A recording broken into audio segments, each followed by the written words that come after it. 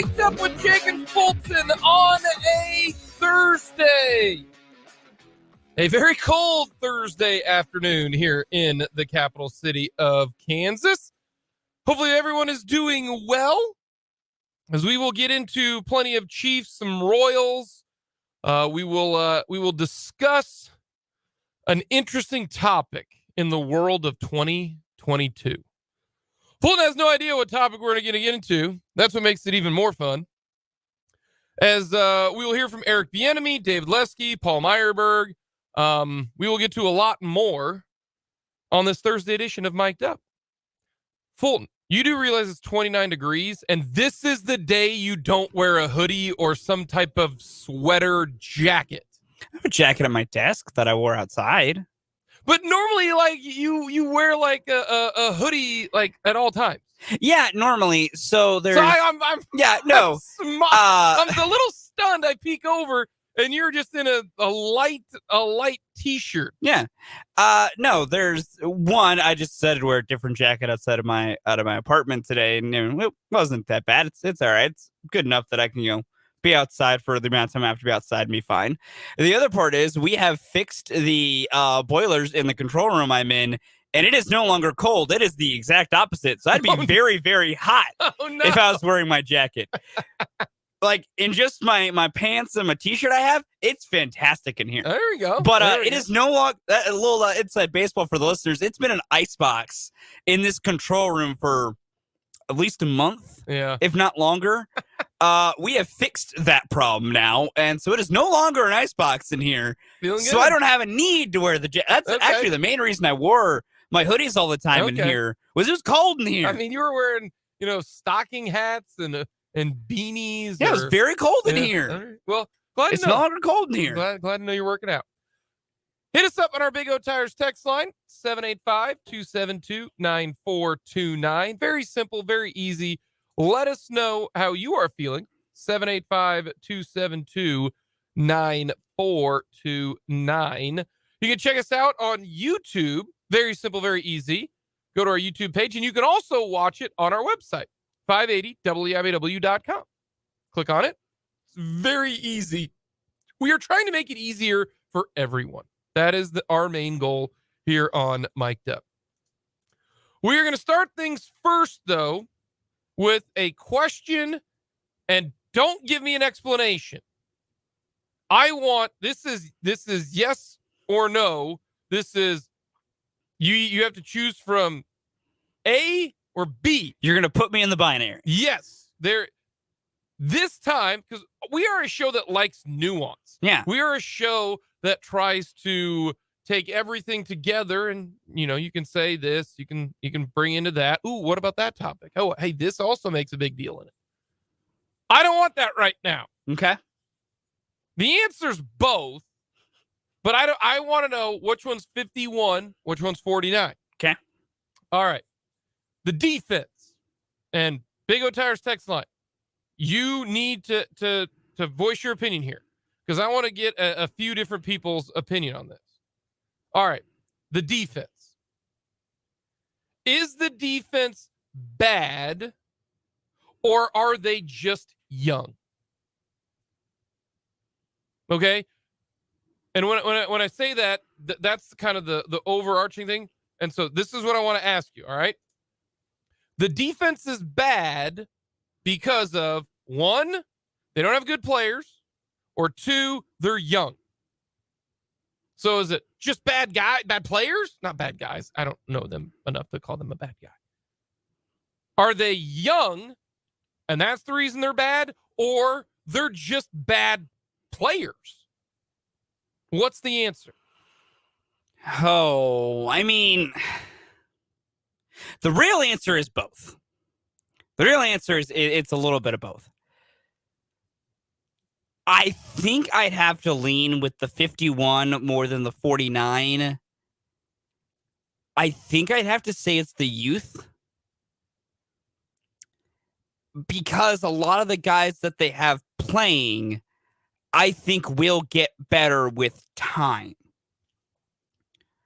Now, there are also some guys I believe that are just bad, but I think a majority of them are they're asking a lot, particularly in the secondary above all else, but also other spots as well. They're asking really young guys to play really big roles, which is just hard. So I think I lean to it being more youth than a larger collection of bad players. And I am the one, and one of the ones who does say part of their problem is just they have some bad players. But I mean, Nick Bolton's only in his second year. Willie Gay is only really in his third, because his rookie year it basically didn't exist. You know, the corners are L'Jarius Sneed and the rookies. Like, that's all that room is. That should be like a band name. It really should be. And then, I mean, you're asking a rookie in George Karlaftis to be one of your impact edge guys. Like, the only personnel grouping where you're not asking rookies or a few young guys to contribute heavily is safety, and that's just you have a pair of idiots back there. I look at this as I think it is young. If I had to give an example, I would say young, because they do start essentially 4 rookies. Yeah. Karlaftis, McDuffie, Watson, and Williams. They start 4 rookies. So 4 of your 11 are rookies, right? I think they are young. And when you're young, you haven't quite figured it out yet. You know, not everybody is Patrick Mahomes, all right? There are a lot of youth, and all the youth are not top 12 picks. Whereas Sauce Gardner, there's a reason he was taken 4th overall. Yeah. All right? You know, that's a bit, there's a reason. Aiden Hutchinson was taken 2nd overall. Those guys are playing like some dudes. So I do think they are young. I think the Chiefs' veteran players outside of, we'll say, you're at least in your 3rd year, okay? So rookie year, sophomore year, into your 3rd year. The Kansas City Chiefs have 2 good players on defense. That's it. Chris Jones, and he's elite. Okay? And then L'Jarius Sneed. That's it. That's it when it comes to veteran guys on defense. They have 2. So you're telling me right now that you've got 4 rookies that start. Karlaftis, McDuffie, Watson, and Williams. Kind of sounds like a law firm there. L'Jarius Sneed and Chris Jones. So you've got 5 guys on your team that don't fall into that category. And also, the rookies they're not dominant rookies. I'm still not there yet on McDuffie because he's played so limited snaps, but in general, you know, he's a rookie. But look at the veteran guys that they've got on this team in their 3rd year, okay? L'Jarius Sneed, Chris Jones, we mentioned those 2. Willie Gay. Willie Gay, to me, is one of the most inconsistent players on this team. He can look great, but then he can look completely out of place. We've seen that when he misses a tackle, he misses a tackle impressively. Yeah. Impressively. So I would not consider Willie Gay a really good veteran player. Okay? I agree with that. All righty. Derek Nottie, not good. Frank Clark, not good. In fact, those 2 are just not good football players in general. Yeah. Okay. Carlos Dunlap. He's good, but he only plays 35% of the snaps, which is fine. That's what we ask him to do. You knew that going in. That he plays around 40%. I believe in the game against the Broncos, he played in like 35%. Okay. Brandon Williams. He's just a guy right now. Yeah. I mean, you know, Colin Saunders. He ain't anybody special in my opinion. Mike Dana. Average. I mean, I wouldn't call him good. You know, I mean, how many other teams would take Mike Dana? I mean, as a backup, that's what he is. Juan Thornhill. He's not good. He's not good. Justin Reed. To me, he's been below average. Can't tackle a whole lot. At the safety spot, that's where you need to be able to, unless you have elite corners, it's hard to get interceptions. Safeties have a chance can be your difference makers. Look at the teams around the league who have good records. They've got really good safeties. Okay. I don't like him as much anymore because he faked an injury, but Jesse Bates is a good safety. When you look at the Buffalo Bills, Jordan Poyer's an excellent safety. Mm-hmm. He's really, really good. If you've got good safety play, that really helps your defense. So that's why when I break down this Chiefs defense, I see so many rookies, which if you consider rookies impact guys, I don't think they have any. I don't. Do I think Karlaftis is trending upward? Do I think McDuffie and Watson and Williams are trending upward? Yeah, I think they can do that. But right now, Karlaftis is not a. Let's take a point. Okay, the Eagles, right? Karlaftis is not a Brandon Graham. He's not. Is McDuffie a Darius Slay or who's the other safety or the other corner who's been really, really good for the Eagles? Bradbury. He's been excellent. And even they got the third, the three-name guy. Chance Gardner-Johnson. Yeah, he's really good. Like McDuffie, Watson, and Williams are not those guys. Cook, Chanel, they Fletcher Cox and Chris Jones. Comparable, honestly. So both very, very high-level defensive tackles. That's why I look, at this Eagles team. They got and man, how good has Hassan Reddick been for the Eagles? Very good. He's been excellent. Frank Clark is not Hassan Reddick. Not even close. So you look at the starting defensive ends for the Eagles: Hassan Reddick and Brandon Graham. They're better than Karlaftis and Frank Clark. Right now, your corners, Bradbury, Slay, are better than McDuffie, Watson. Snead to me is the inside guy. And that's comparable to what a couple corners for the Eagles are doing. Yeah. If we're talking about the teams that we think can win a Super Bowl. I mean, that goes back to the youth, but off-season acquisitions, free agency for the Kansas City Chiefs defense, not been great. Dunlap is a part-time player, and there's a reason why he wasn't signed until the later portion of it. But Reed has not been good on defense. That was a huge signing. Yeah. So that's part of the reason why this defense isn't good, is because getting impact rookies starting and it is a correlation. McDuffie got picked 21st. He's been the best one of them. He's been a solid corner. Yeah.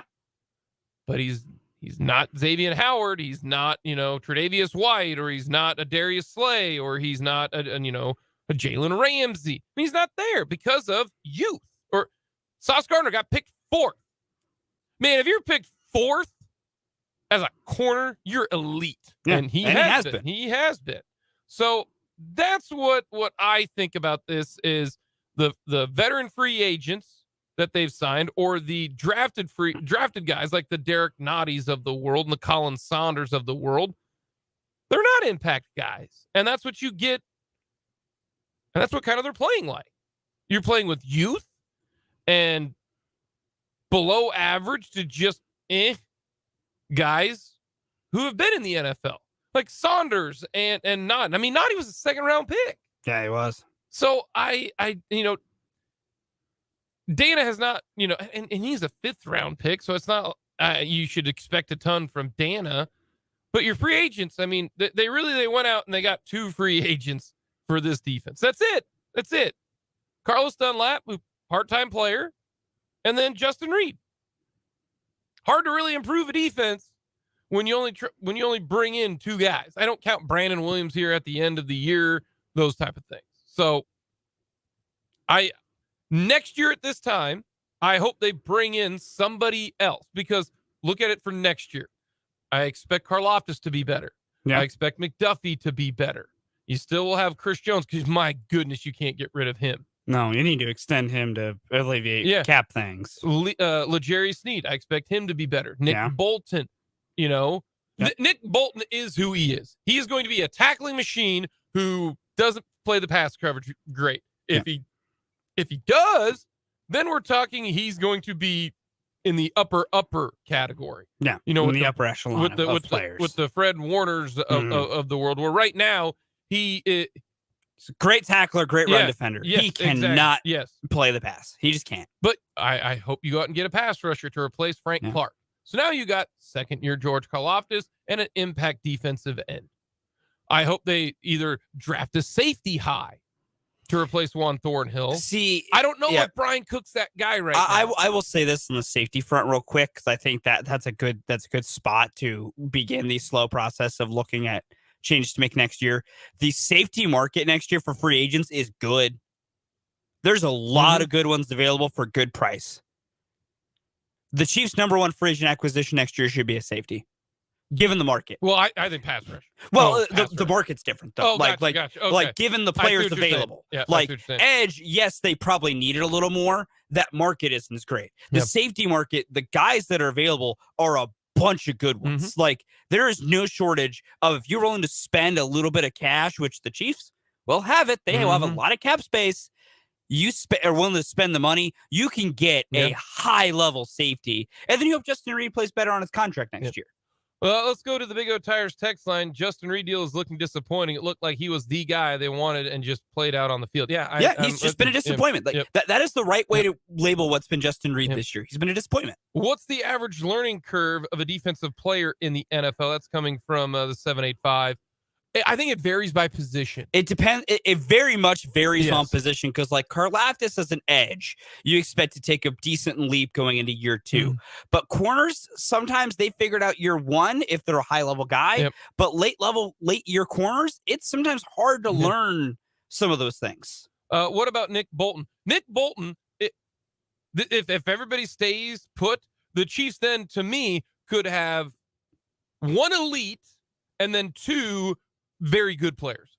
Chris Jones, elite. Nick Bolton, very good, not elite. And then L'Jarius Sneed, who is very good. But I maybe bump that up because he's so valuable, because he can do so many things. So you got 3 guys there. Plus then, all right, maybe McDuffie takes a step forward. Maybe, Watson does, that type of thing.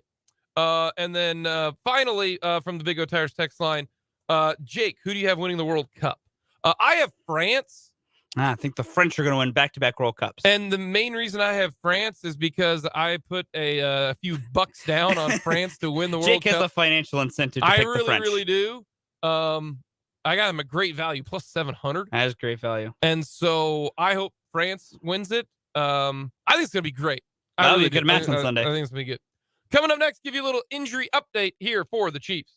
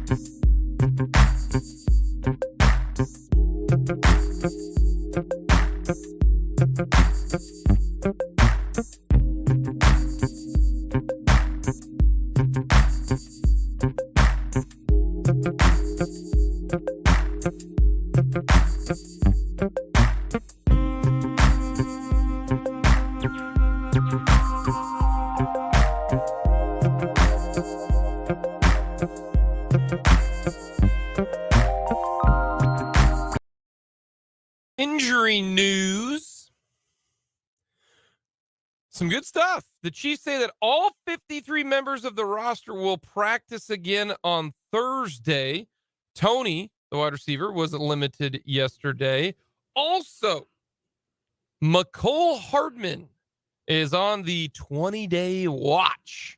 They've got 21 days to determine what they're going to do with McCole Hardman. He can come back and play against the Texans. If we follow the pattern and the precedent set by the Kansas City Chiefs, he will not play on Sunday, but he will play the next week against the Seattle Seahawks. Yeah, they play the Seahawks next, right? Yep.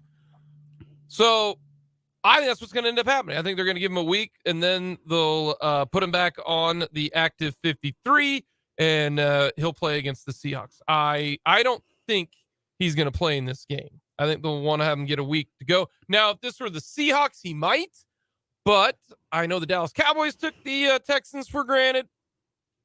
Fulton did twice in his survivor picks. I hate you, Houston Texans. I hope you never have success as a franchise. Yeah, their franchise is trash.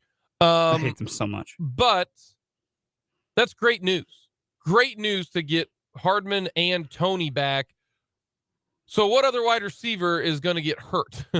Because you can't keep 7 wide receivers, because that's what they would have. You got to keep Watson. You know, you're going to keep Sky Moore. You're going to keep Juju. You're going to keep MVS, and then add Tony and McCole. Remember we talked about that? Like, one of them's always going to get hurt or something. You know, Jody Fortson's going to get hurt. I think you got to keep Noah Gray. He's been playing well. Yeah, you do. Coming up next, we're going to talk with Paul Myerberg here on Mic'd Up.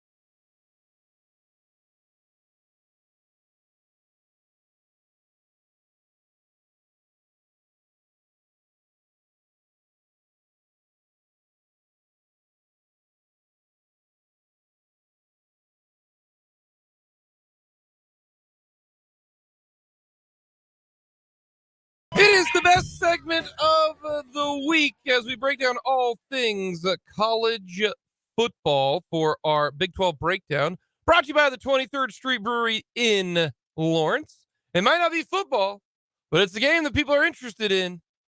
The good old Candy Stripes of Indiana taking on the Kansas Jayhawks coming up on Saturday. You want to watch it, head to 23rd Street Brewery there on Clinton Parkway in Lawrence, and you'll have a blast watching it with all your other KU friends. Order the bill self. It's delicious. To talk all things Big 12 football, though, we bring in Paul Myerberg of USA Today. He is the best when it comes to breaking down all things college football. Paul, how are you doing with really not a whole lot of football being played? Yeah, it's like being just taken off cold turkey from this rug of college football that we've been mainlining for the last 4 months. I mean, I watched Army-Navy on Saturday. I watched the Heisman, but the big difference is when Army-Navy is done or before Army-Navy, I'm like, what am I supposed to be doing with myself? Should I be outside? Should I be going volunteer at some sort of orphanage or food shelter? So I don't know. It's going to be tough. But look, we got I think 4 days until bowl play starts, and then it's pretty much nonstop. So I'm excited for it, and we got a couple good games kicking things off this weekend. Did you ever think that the over would hit in the Army-Navy game? 16 straight years the under hit, but Army-Navy goes on the over after it goes to overtime at 10-10. Yeah, that doesn't count to me. I feel like if you're a gambler and you take the under and then all of a sudden it's 6 OTs, that's a heartbreaker. That was a good game. I mean, this isn't Big 12 news. Navy fired Ken Niumatalolo after that game. I mean, immediately after that game, as he's taking his pants off in the coach's locker room. That's a travesty. I thought Niumatalolo deserved a little bit more respect than that. But that's the big fallout from that game. It was a good game. They always play good, tight games in that series. So I was hoping Navy would pull it out to save Ken's job, but they made a big mistake with firing him. I look at that. They need to treat that situation like they do betting the World Cup. It only counts in stoppage time. If it goes to extra time, well, that doesn't matter. It's whatever it is at the end of the game. Of course, unless you're a bettor who did decide to pick the over, as Fulton's friend did, and his friend had a good time with that. Yeah, Paul, I had a pair of my friends I watched the game with of Army-Navy, and they bet the over, and we were tied at 10-10 in that fourth, and all he kept saying was, we just need to get to OT. Touchdown by Army, touchdown by Navy, we're home. I have never seen two human beings scream louder than when Navy hit that wide open wheel route in the first overtime to hit the over. Craziest thing I've ever seen in my life. Awesome. That's awesome. It looked like if you're going to run the wheel route at any point in the game, do it as Navy without having completed the pass for the first 60 minutes. So I love that moment. Yeah, I celebrated the same way. I didn't have any money interest in it, but I thought that was pretty sweet. Alrighty, Paul. The Heisman was given to Caleb Williams. Any surprise with the voting breakdown? We thought Caleb Williams would win, but Max Duggan has anybody gone from that type of situation where in a quarterback battle and then he ends up Heisman runner-up?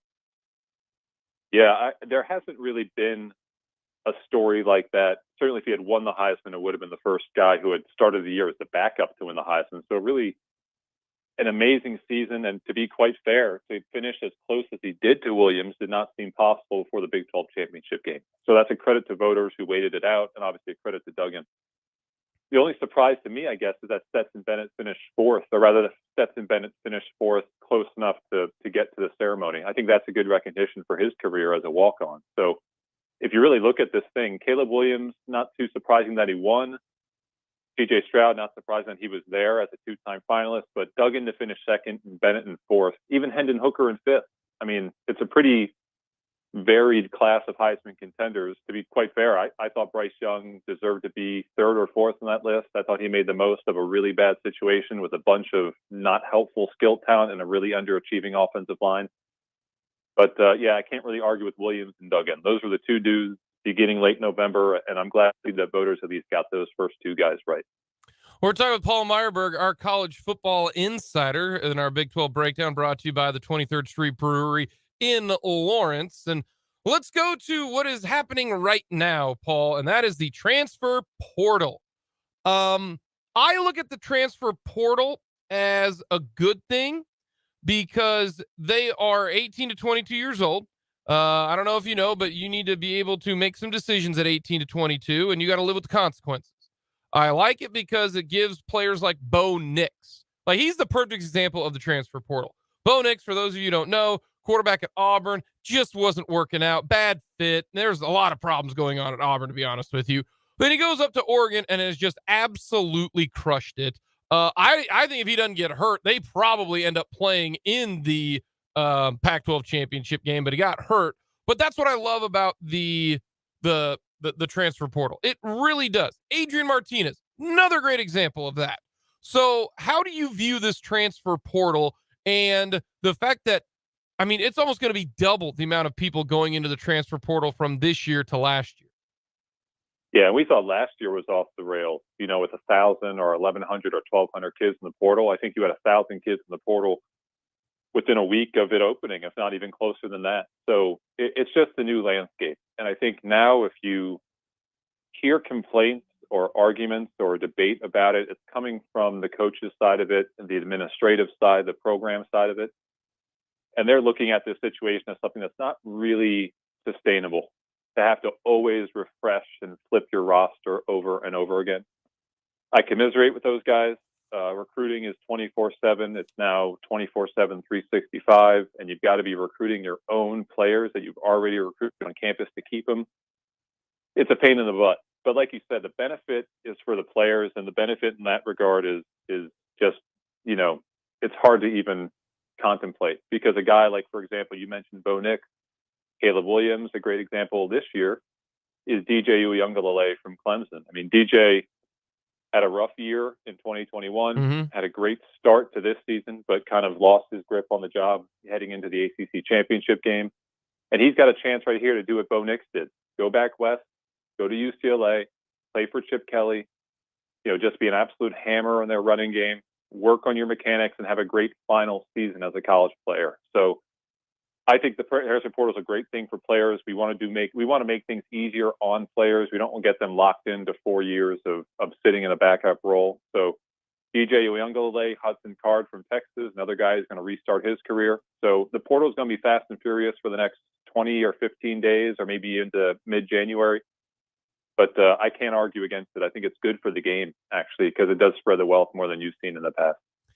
And I also want to point out the other side that sometimes the grass isn't always greener. Sometimes learning a new playbook, you start from behind if you're doing that. I also like the transfer portal, because if you're a walk-on and you had a good year and you still can't get that scholarship, you go to the transfer portal, maybe somebody will. So there's definitely a lot of positives and negatives to me with the transfer portal. So I don't want to just say everything's going to be great, it's going to be awesome.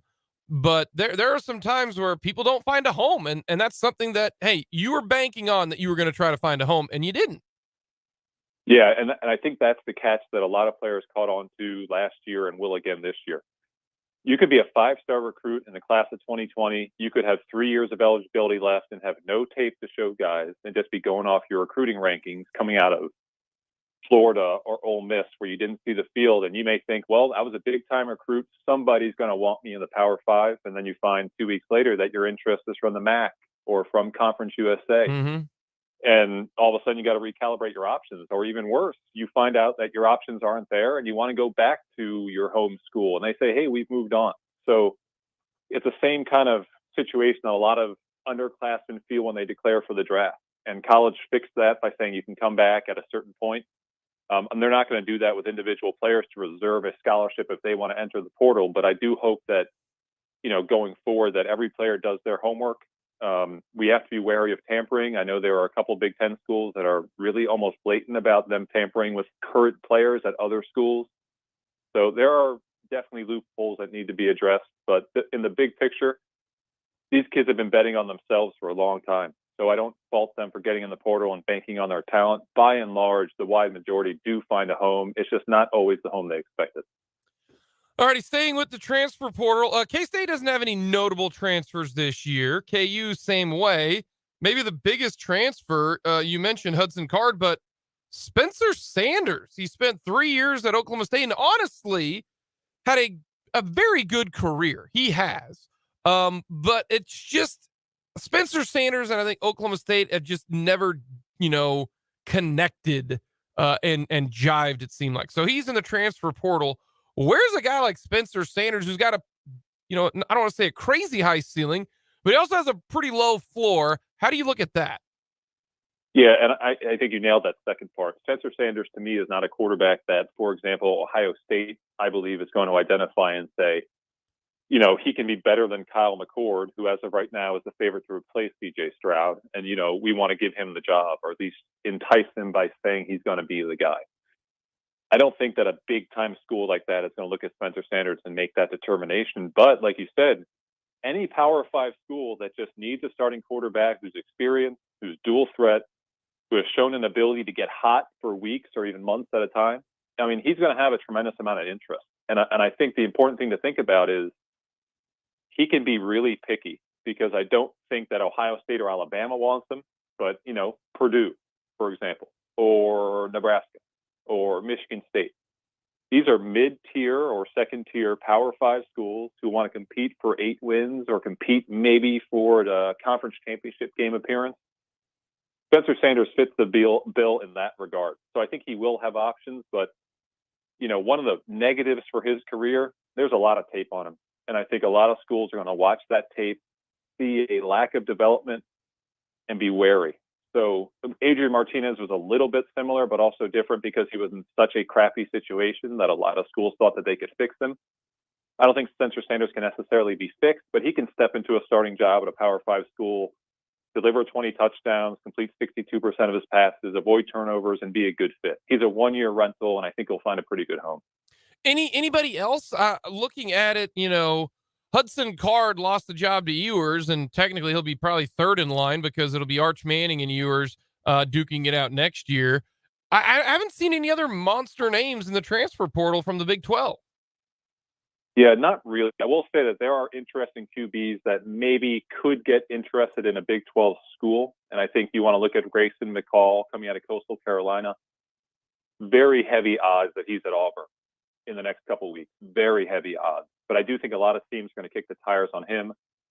Devin Leary coming out of NC State's got a tremendous amount of options. I think he'll end up going to a place like Notre Dame. But again, those are kind of schools that a place like TCU loses Max Duggan to the NFL draft because the stock is so high. And Sonny Dykes is saying, hey, you want the keys to this thing? You want to run this offense for 1 year, replace a Heisman Trophy winner, compete for a national championship? There are opportunities for a lot of Big 12 schools to make a splash. And I do think that we may see a few more names enter the portal in the near future. But yeah, by and large, the Big 12 is going to be takers, not so much losers, it looks like at this point. I want to go to something you said, Max Duggan to the NFL. You think he's had that good of a year to get that kind of notoriety? Well, I think the issue with Duggan and his future is that he's a limited prospect. I think there are teams that'll look at his arm strength, look at his size, look at his ability to take a pounding at the next level, and not really be in love with him as a prospect. So, yeah, do you want to go back for another year, which he should do, I would think, or probably very likely will do? Mm-hmm. Go back for another year and show more? I mean, how much better are you going to be? How much more are you going to show? I mean, your stock is high right now. You can throw yourself into the mix or sell yourself as a guy who can develop into a solid backup or maybe be a spot starter. I think he's got to kick the tires on an NFL career right now. I mean, what's he going to do next year? Win the Heisman? I mean, he could. He could win the Heisman. He could go back to the playoff. He could win a national championship, conceivably. But it's not going to get much better than this for his career. So I think he's got to look into it. And I know he hasn't said anything or even issued any sort of statement or made any comment about it, but he'd be foolish at this point not to at least investigate all his options. We won't talk to you next week, and really there's only 2 games to talk about leading up to next week. So just real quick, Baylor, it's unfortunate you get tagged up against a service academy and Air Force. I feel sorry for you, Baylor, because no one should have to play a service academy, because if you do, Fulton and myself, we have a very strong non-conference scheduling kind of our curriculum, okay? You don't schedule a service academy. Don't. It's a terrible idea. Number 2, don't schedule a state from North Dakota or South Dakota. Otherwise, schedule whoever you want, but do not play North Dakota State. Do not play South Dakota State, and don't play the Service Academy. That's what we've figured out, right, Fulton? That's pretty much what it is, because you're asking for trouble playing either North Dakota or South Dakota State. And then if you're asking to play a triple option team, which is a brand of football I like to watch, but I would never want to play against it. You're asking for trouble. So they got Baylor. Yeah. Baylor has the Air Force. How do you make sense of that one? Yeah, I don't want anything to do with the Service Academy team at any time of the year. But if I am going to play a Service Academy team ever, it's in this exact scenario, because you get about a month to heal, a month to prepare, to go through all those drills, practice getting cut, practice against their triple option, and then you got like 9 months to get healthy. Because after you play Air Force, like, you just want to go to bed. You want to go to sleep, and you want to wake up in 3 or 4 days, and then you want to just like not do anything for another week. So this is the time to play Air Force. It's a really good matchup for Baylor. It's not a great matchup, like you guys said, on September 17th when you got OU in a week. It's a really good matchup right now. I like the fact that they've got time to prepare. Dave Aranda has seen this offense countless times in his career, going back to Utah State, so he knows exactly what to expect.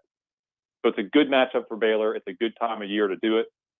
And look, you got a chance to beat a 9-win team. Air Force had a nice year. They could have been even better. I think they lost. I mean, they left at least one win on the field. So it's a good kind of momentum builder going into the offseason. I think Baylor, they're about 5.5-point favorites. I'd be surprised if they don't win by a touchdown or more. I think they can shut down Air Force to a degree, limit their passing game to almost nothing, and slow down the running game. You're not going to stop it. You're going to give up 200 yards on the ground, but just slow them down enough to let their athletes take care of business on the other side of the ball. All right, the Guaranteed Rate Bowl in Phoenix has Oklahoma State without Spencer Sanders going up against Wisconsin, two teams that underperformed this year. Yeah, they did, and I don't know what to make of this game. It's tough from a Wisconsin perspective. I understand they're going to be guys on this team who are amped up to play this game because it's like the first chance to show Luke Fickell and his new staff what they're about, a fresh start game almost. Still hard to expect Wisconsin to be the Wisconsin that we've come to expect because, A, they've had a rough year. There are probably guys in the team, regardless of whether they're excited about Fickell, who are hurt about the fact that Jim Leonard didn't get it. So Wisconsin is kind of a do-or-die kind of team. I think they can come out gangbusters or they could come out flat. Oklahoma State, like, I don't even know. I'm going to need a program, guys, and I think we all are. I'm going to need to see that depth chart, like, laminated like I'm Jimbo Fisher on the sideline. Like, I don't even know, to be quite fair, who's going to be taking key snaps at key positions, how deep down their depth chart they're going to have to get to deal with losses and transfers. So it's a really difficult game to predict. I think if this was October 1st, you take Oklahoma State because they were a more consistent team for the first half of the regular season. But both these are teams and programs kind of in disarray at this point. So it's a good opportunity for Oklahoma State to rewrite the narrative after just a thud of a November. But this is a toss-up, guys. I think we got to wait till we get a little bit closer because I really don't know what to make of this game at this point. We'll talk about KU and Arkansas in the Liberty Bowl coming up a little bit later at the end when we wrap things up. Same thing for K-State and Alabama. But my 2 for the road is not a 2. It's just a 1. Mike Leach passed away. Mike Leach was awesome. I mean, awesome in every case. He was truly one of one on the field. He's one of the greatest innovators, and we've all said that. I know his winning percentage is just 59.6, and you have to have 60. I hate those rules. Those rules are so stupid. Why the college football? If you're a college football Hall of Famer, Mike Leach is. Do you have a story about Mike Leach, or just if you want to expound on Mike Leach, maybe something that we don't know? But that's basically my 2 for the road is Mike Leach. The college football world is now worse off because he suffered that serious heart attack and passed away. Yeah, it's a devastating day. It was a devastating week for college football. Just an absolutely devastating loss for a guy who had another 10 years or 15 years to go and 15 years to regale us with incredible stories and fun offenses. He was a character. The time that I spent with Mike Leach, whether it was in Pullman or out in Key West or, in Lubbock or, in Starkville or just talking on the phone about books or anything like that, those are professional moments and memories that I'll probably cherish until the end of it because he was a special guy. He wasn't for everybody. He wasn't everybody. He wasn't like for everybody every time. Even for me, there were times when I thought that he did things or said things that were distasteful, obviously. But I think you nailed what his legacy is. One of the things that drew people to him is that he was approachable, he was likable, he was funny, he was the guy next to you on the airplane or at the bar. But deeper down than that, beyond just being a character and one of in 10 million as a football coach, he was an innovator and a game changer. And the way that he changed the game is felt at tens of thousands of high schools, at 85 or 90% of college programs, and even in the NFL. He changed the game. And I think his legacy, whether or not he's in the Hall of Fame by those stupid rules that you mentioned, his legacy is unbelievably secure. So what I'll remember about Leach is laughing, the fact that he drank his beer with ice, that he would curse and he would drink hot coffee right before games, and that he could read and recite everything that you could ever imagine. He was just one of a kind. So he'll be missed on a personal and professional level. And he was a special dude. And Big 12 fans know it all too well. He was a game-changing guy. So we'll be talking about Leach, I think, for 20 years or 30 years, whether or not he gets into the Hall of Fame. But that he's not in the Hall of Fame, just to echo this point, is crap. I could not believe that he's not going to get in the Hall of Fame because that 60% threshold that doesn't let him in or Schnellenberger in. I just think that's a travesty. Real quick, my favorite, I was listening to the Big 12 teleconference one time, and they go to Mike Leach. And Mike Leach starts talking, and then in his answer, he just says, I'd like, and he ordered it from a fast food restaurant and just kept on moving along. And I'm like, you're only on the teleconference for like 10 minutes, and it just fit that perfect time. It didn't matter. I thought that was great. Mike Leach is hysterical. Not. And he would just every 3 months or 4 months, it would be an 11 o'clock phone call. And then at like 1:25, my wife would knock on the door of the office and be like, what are you doing? Who are you talking to? Why have you been on the phone for almost 3 hours? I'm like, oh, I was talking to Mike Leach about this book he just read about the Third Reich. I mean, I know it's a terrible example, but like he's reading a book about Nazi Germany. I'm like, he wants to talk about it. I'll be in bed when he's done talking about this book that he just read or his Geronimo book. So, hours wasted on the phone that weren't really wasted. I mean, there really was a special guy. So you can see coaches who served with him, who served under him, who worked with him, who just caught him on the phone one day and got a tip from him. The whole entire coaching industry is in shambles today. So it's been a really sad week. I'm glad we could talk about him for a bit. Paul, as always, thank you so much, my friend. And Merry Christmas, Happy Holidays to you. Yeah, Merry Christmas, guys. And I guess we're going to talk in 2 weeks, and we'll break down the rest of those games. That's Paul Myerberg, the best. He is the best. I cannot stress that enough. Coming up, we're going to hear from Eric Bieniemy and Steve Spagnuolo.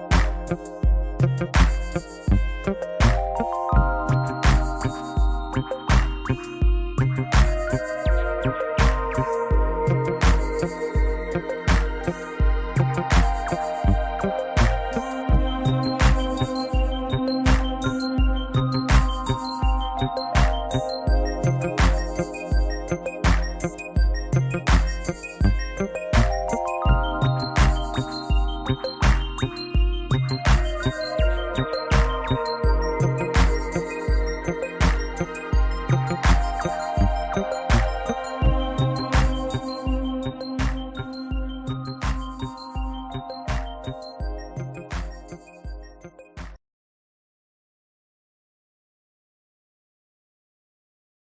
number 2 on Mic'd Up. Jake Lamont, Fulton Caster with you. We appreciate you joining us. Paul Myerberg. You can check out our interview with Paul on our website and on our YouTube page. Very simple, very easy. If you want to watch the show, and you can watch it even when it's you're not actually on the tab. Just go to our website, 580wibw.com, and it's right smack dab in the middle. You just push the play button. Very simple, very easy. Head to our website, 580wibw. Hit us up on our Big O Tires text line, 785-272-9429. Outside of Topeka, 785-272-9429. We're going to talk a little Royals. All right. I was gone yesterday. You brought up the Royals a little bit yesterday. Mm-hmm. And there's only one thing really that stuck out a lot to me in that press conference, in that town hall meeting, if you will. We're going to talk with David Lesky coming up in the 1 o'clock hour. A little bit about the stadium, a little bit about the big signing, Mr. Yarborough. Big signing. But it was to John Sherman. The final question to John Sherman was this. Can you make a promise the Royals won't leave Kansas City, Missouri? And John Sherman said this, quote, "We can do that," end quote. Yeah, why would he put a stadium downtown if he was going to leave Kansas City? Well, here's the thing. To me, is with that statement, that gives the leverage to all the people in Casey Mo, Jackson County, and the state of Missouri. Okay? He says he just promised. Now, he didn't say, I promise we won't leave Kansas City, but he said, we can do that. I infer that, and let's just put it this way, the public perception society deems that he promises that he's not going to leave Kansas City. Mm-hmm. It doesn't affect you. It doesn't affect me because we don't live there. But I would vote no. He just promises he's not going to move. Make him foot the entire bill for it. Make him foot the entire bill. He mentions the word, we will pay for the entire district, which he should. You're profiting off this. You are profiting off of it.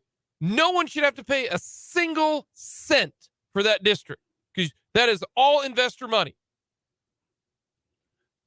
Joe Schmo, who lives, in Independence, Missouri, is not going to get a dime from the hotels and the bars and the restaurants and the shopping centers that might go in there. But you know who does? John Sherman. The stadium.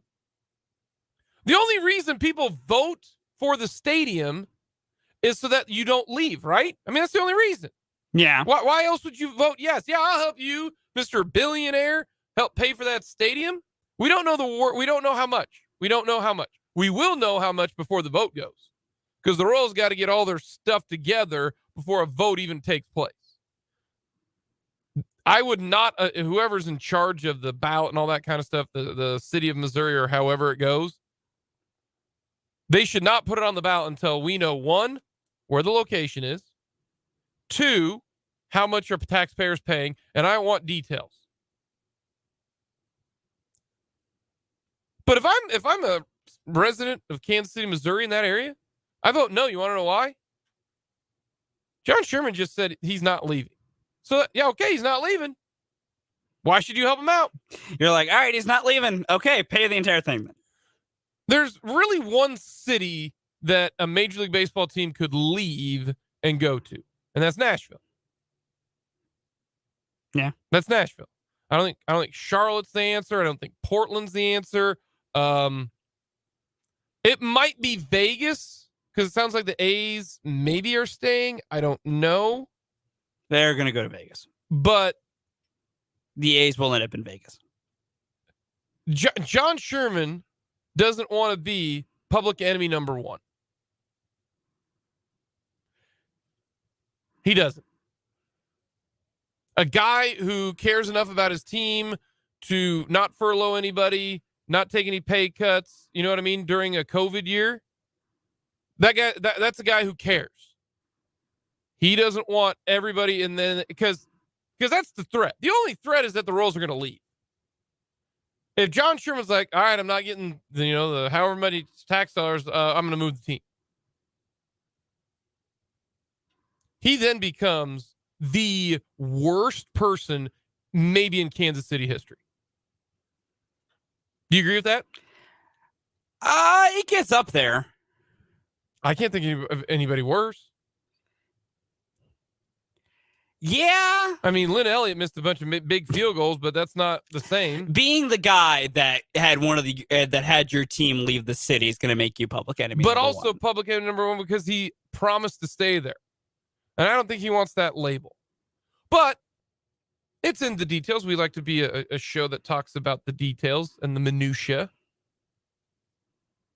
If let's say it's $100 million for the taxpayers to do. I still think that's ridiculous. No, it is. But that's a lot better than $500 million. Yeah. And that's why I think we don't know yet. We're not for sure yet when it comes to that. So that's my biggest takeaway from the Royals and that town hall meeting when it comes to where are we going from here. Mm-hmm. That is the one thing. And this really doesn't matter to me, but it's the principle of it. Like, it is the principle of it. And somehow we have, and we're almost there. We're almost there because there's not a whole lot of other places where sports franchises can go. There's not another NFL spot that a team can go to. Vegas is already taken, right? Yeah. I mean, St. Louis is the only one, but we've seen how St. Louis has operated in the past. Yeah. Now, maybe it was the owner and not St. Louis. I don't know. I'm not there in St. Louis. But there's not another area in the United States. And don't give me San Antonio or Austin because Jerry will not allow that, and neither will Houston. They don't want three teams in the Dallas or in Texas. In the state so of Texas. That's not going to happen. So that will never happen. Now, maybe when Jerry Jones is gone, maybe. Yeah. But as of right now, it's not going to happen, So I think on the football and the baseball side of things, there's not many left. Basketball, there's a few that you could go to. Kansas City is one of them. Yeah. So there's a few when it comes to that. So I think for the most part, it's going okay, except for and you're ready for this? Man, get ready for the same situation. Multiply it by like 10 when the Chiefs come asking for money. The Royals stink. And outside of about a 4-year stretch since 1985, they've always stunk. They've always stunk. Whereas the Chiefs are at a big difference. They're at a huge one. It's the NFL. Yep. 2, it's the golden era of Chiefs football. But wait till this comes to fruition, because Clark Hunt and the NFL, they ain't gonna be like, yeah, will $200 million work? No, they're gonna try to get as much as they possibly can. It will get a lot worse once the Chiefs start asking for money for their new stadium, and I think they're gonna be ruthless. I think they're going to be like, we'll move to Kansas. And then Missouri's like, no, we'll do this. And then Kansas like, well, we'll even do more. We'll give you a foot rub every day of the week, Clark. Like, it's going to get, I think, ugly when the Chiefs get to it, because they're going to be asking for $1 billion. They're going to ask for the sun and the moon. $1 billion. With Yarborough, I want to get to the actual baseball side of things. It's $3 million. Yes. That doesn't even matter. No. Like, the price tag doesn't mean squat. Okay. No. Every NFL team can bring in $3 million players. I mean, that if their balance sheet overall at the end of the year is like $400 million total, the end of the year, $400 million, and their, debits and credits are going back to old school accounting, right? Their debits and credits are $3 million off. You know what they call that? They call that a balanced budget if it's $3 million off. So this is a nothing sign. But he comes from Tampa. Matt Crowder's from Tampa. Do you have any worry that the Royals are going to end up like the Rays? And the Royals, I'm going to ask this to David Lesky, I think, because I'm interested, because he's way more involved, and because he eats, sleeps, breathes, drinks baseball. I don't want my team to be like the Rays. I don't want my team to go from year to year to year and never at least having a connection with the team. Because that's what happens with that's what the Rays do. They do it simply by the numbers. And I'm talking not just, left-handers hit this guy better. I'm talking about they don't give a contract extensions. Your team is different year to year. Would I like the success? Yeah, but I don't think, because what they would do is in 2 years they trade Bobby Witt. That's what the Rays would do.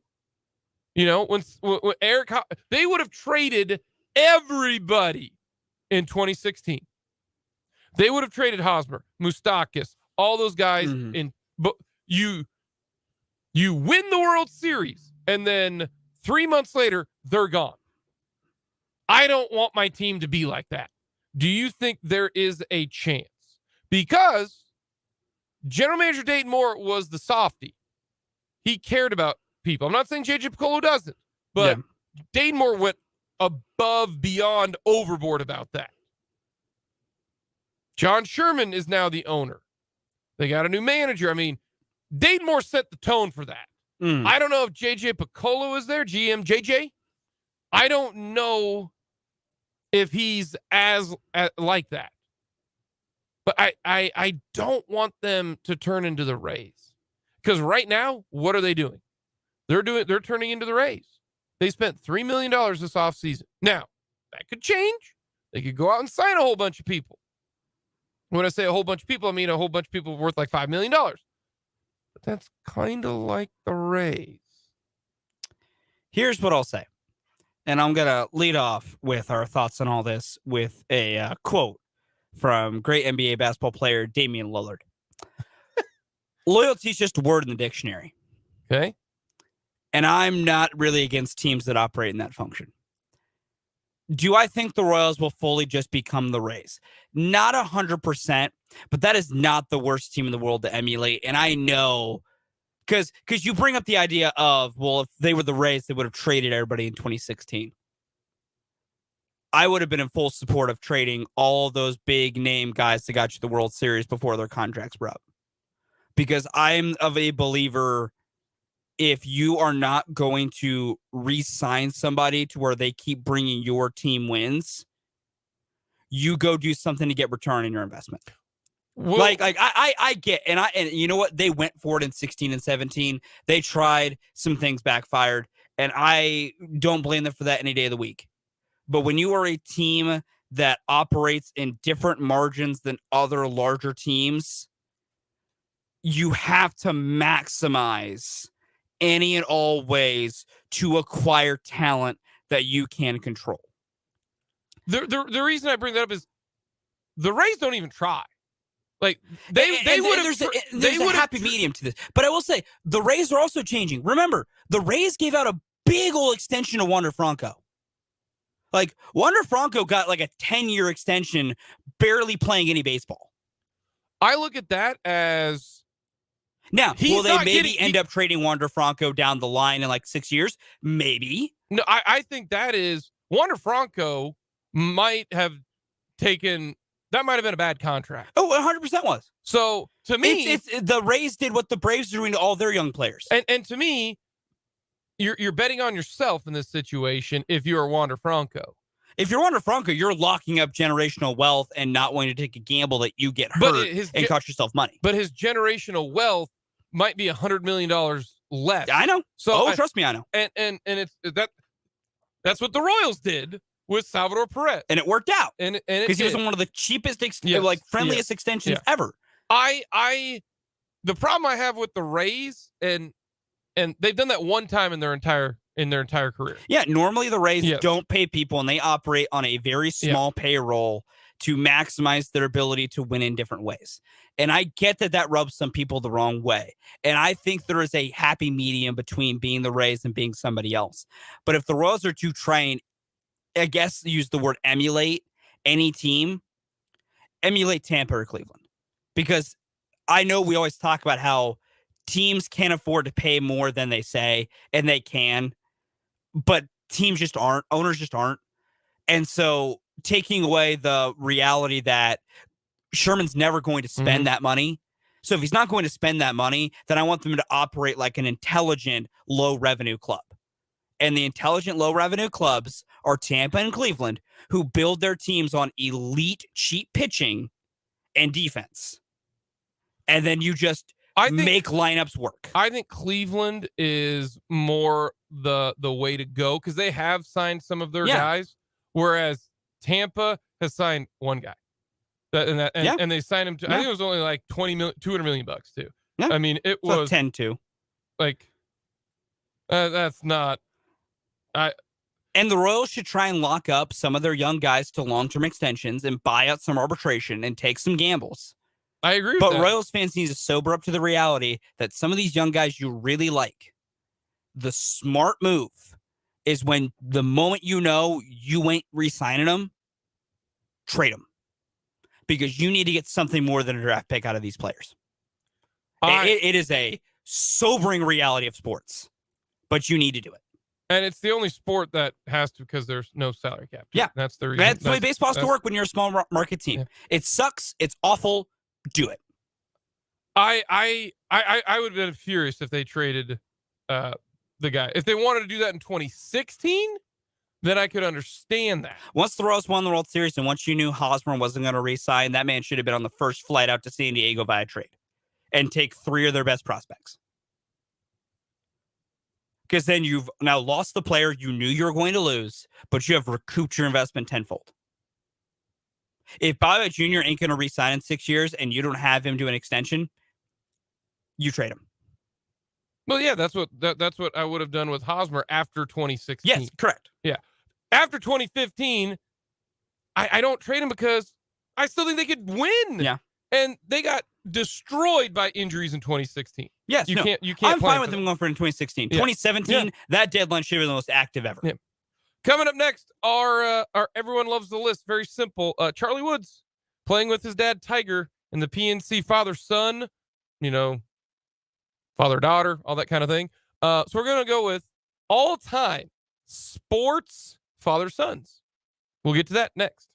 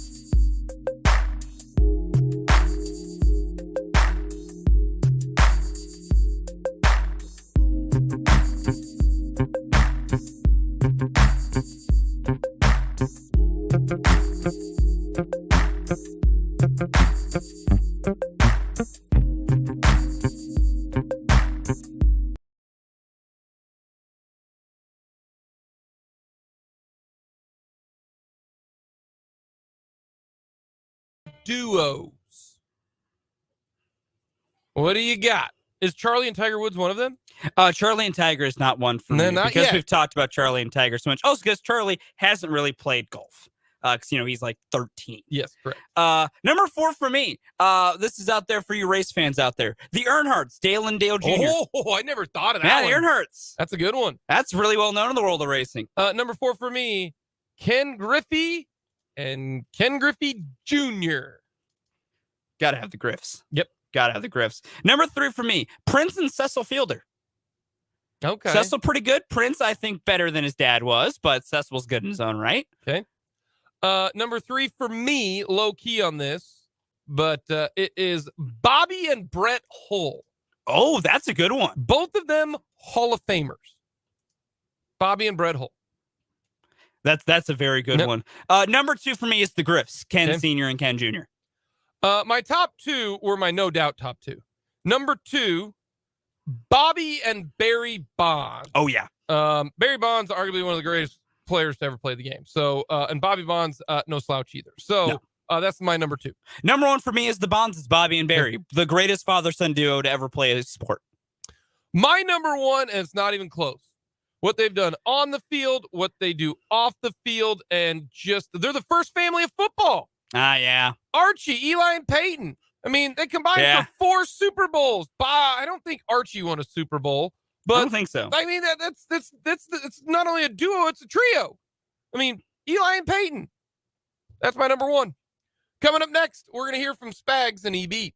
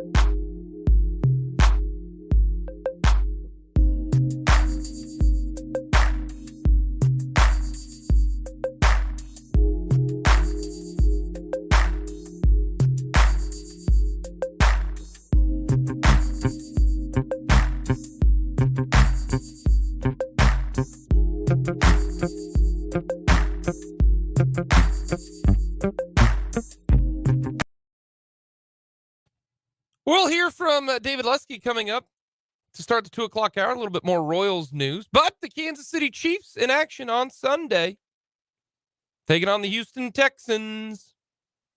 The line is, I believe, Chiefs by 10. It was 14 when I looked yesterday. Do I know how to read? I'm not going to touch that, Jake. I thought I saw it was 10. One of us can't read, apparently. I know who my money's on who can't read, but... Well, it must jump 4 points then. Is that the single biggest jump maybe ever? 4 points? It would be if it did jump 4 points. 14 points. Yeah, when I looked yesterday while I was discussing this game, it was 14. The odds say bet the team with 14. Like, bet the Texans. Yeah. That's what the It's odds hard to say. cover those double-digit spreads. But let's hear from Eric Bieniemy and Steve Spagnuolo. First up is Steve Spagnuolo. I thought we responded well after the first drive of the second half because we had that one play. Listen, as usual, I don't have a lot to say. We're looking forward to the next game here. Happy about getting the win last week. Would have liked to have played a little bit better, but we ended up with more points than they had and won the game. So with that, we'll turn our attention to the next opponent, and I'll open it up. Last week, I mean, you guys had a big lead. and they got a little momentum going. What you went back and looked at it. What did you attribute that? Yeah, it was 2 series at the end of the half, right? I mean, I think it's 27 nothing if my mind my mind is right here. Was it a turnover? And then what was not good when we talked about it was we didn't play sudden challenge or sudden change situations really good, and you have to do that in this league. So no matter where the ball was put, I think one was on the 42 and one might have been in the plus territory, but no matter what happens there, we either got to get them 3 and out or at least hold them to a field goal if they're in field goal range. That was disappointing. It brought us into the locker room with a different feeling than we should have had. But I'll say this, there was a silver lining to that. We came in the locker room, it doesn't feel good, right? We're up 27-0. But I thought we responded well after the first drive of the second half because we had that one play. That play is the one. So in a lot of games, you remember only a few plays, right? Forever in that game, it's the screen I'm going to remember. Those are the ones that stick there. And we should have got that guy on the ground and found a way to get off the field. But sudden challenge situations, we got to play better. But your rookie defensive backs have largely been impressive for how young they are this year, and this seemed like a little bit of a setback. What do you think is left for them to just feel like they're confident and ready to go? Yeah, you hit the word you just said about confident is a big one. I mean, I felt like, remember way back when we had Jalen in there because Trent got hurt, and he plays against the Chargers. He gets that interception. That was tremendous for him. Josh Williams is in there fighting as a rookie, and I forget what game it is, but he had the pick right in the red zone. That was great confidence for him.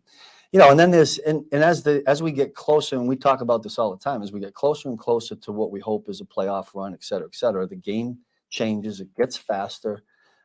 Teams we play are going to be better. We faced a better team. We played Cincinnati, and the same thing with last week. And the guys got to step up. So there's a little bit of growing pain still there. But there's a lot of downs there. I say this all the time about corners. There's a lot of downs where those guys are doing a really good job that go unnoticed because the ball doesn't get thrown there. And there's been a lot of downs where they've done a nice job with that. Steve, how do you coach, confidence? Because you always work with the guys and, Yeah. all season, everything, one-on-one, individually, and you get a feel for what they are mentally. But how do you go across coaching that? Well, again, you might have said it in your statement there. I think you build it with a player, at least for me personally as a quarterback, in a one-on-one. And I have those all the time. And it's best sitting in there and putting tape on it. I was doing it with Justin Reed this week or last week. And kind of getting specific. And then making sure that you finish with, look, you've been doing a great job. Keep doing the good things. Let's clean this up. But I think the one-on-one conversations are the best. Bring them back to some things that maybe I have been through, this player that I had in years past. You're playing a lot like he is. And, I think those kind of things. It remains to be seen whether Houston will do the same thing with their quarterbacks Yeah. as they did last week. But have you gone up against a rotation like that, and how do you prepare for that? I'm not sure we've gone in knowing it was going to be a rotation. We get it in certain games where a quarterback gets hurt and you have to be ready for the backup. But, well, listen, we got to prepare for both of them. And, we have a number 6 jersey out there in practice and another number 10 jersey. And the players have to be aware of who's taking the snap because it looks like the football is a little bit different. Now, that could change. They could expand the package with 6 and do some different things with 10. But it's 2 quarterbacks that I think, one of them's a really good athlete. And let's not be fooled. He can still throw it. He didn't throw it a lot last week, but that doesn't mean he's not going to line up and throw the ball this week. So we got to be on target with what we do. Sometimes when you have that, it's more about what you're doing, not as much about how they're changing. But we do have to be conscious about which guy's taking the snap.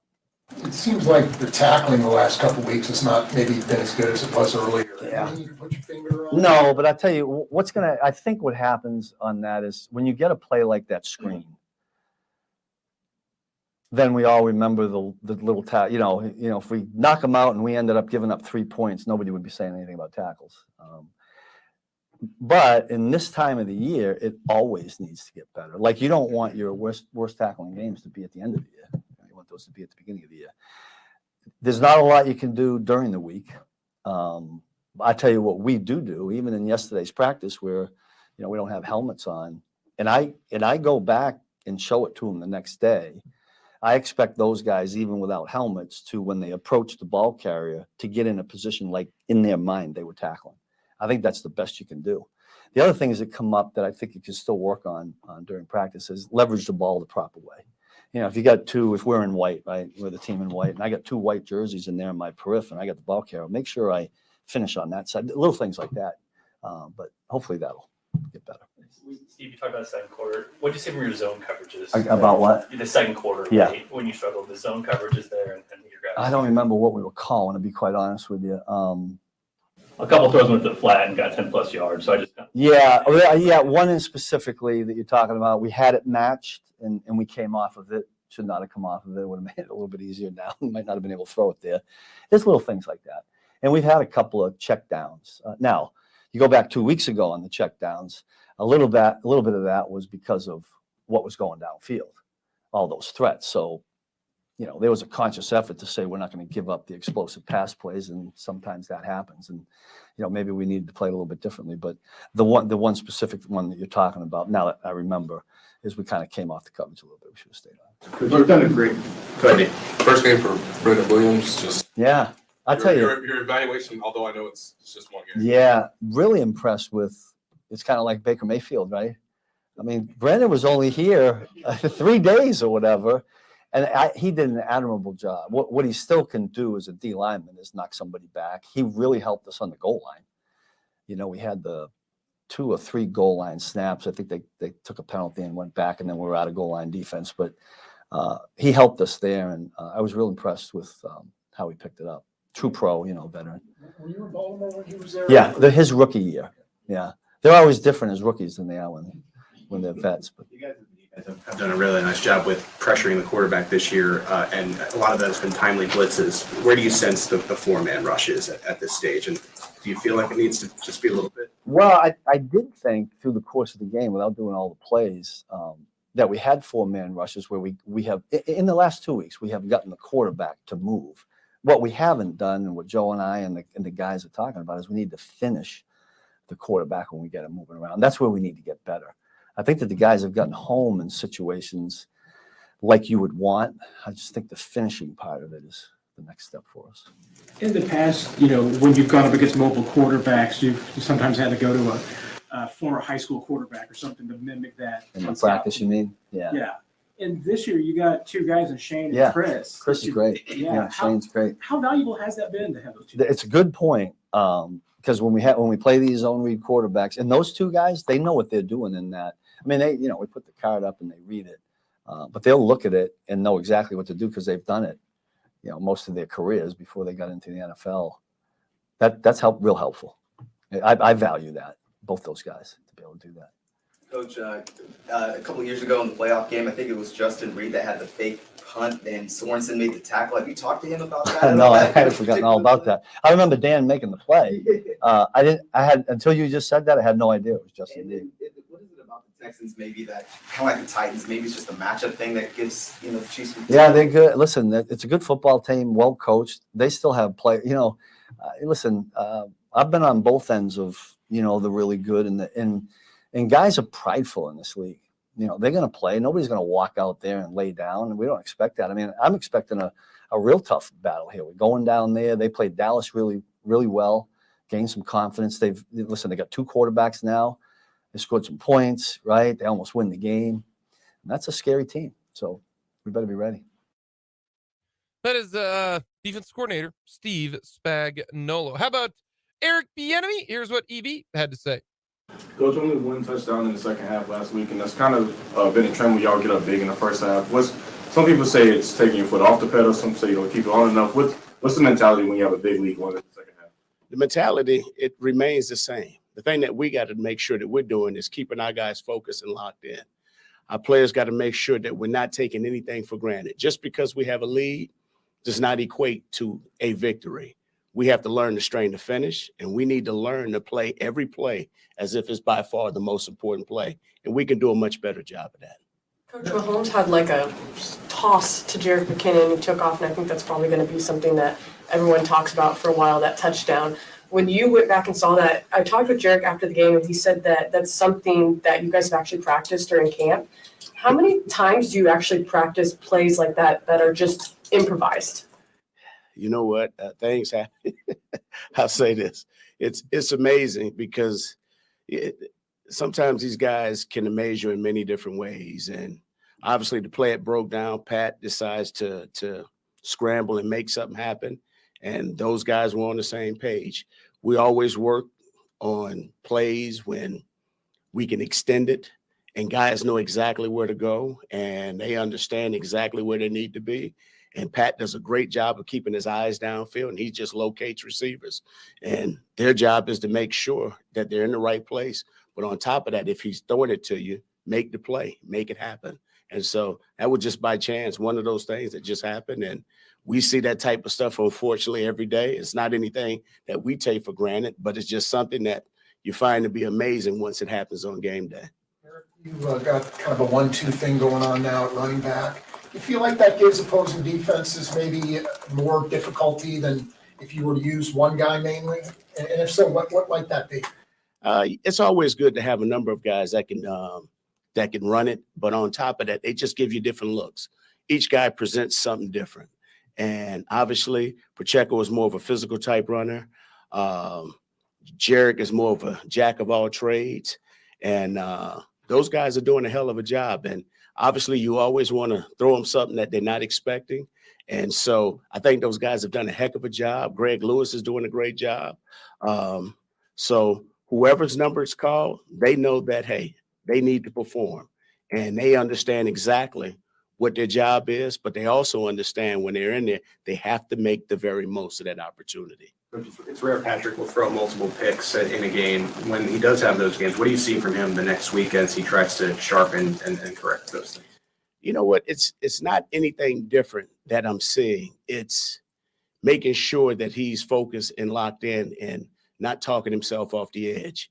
And you got to understand, he's a very competitive kid, and he's very self-aware of the mistakes that he makes.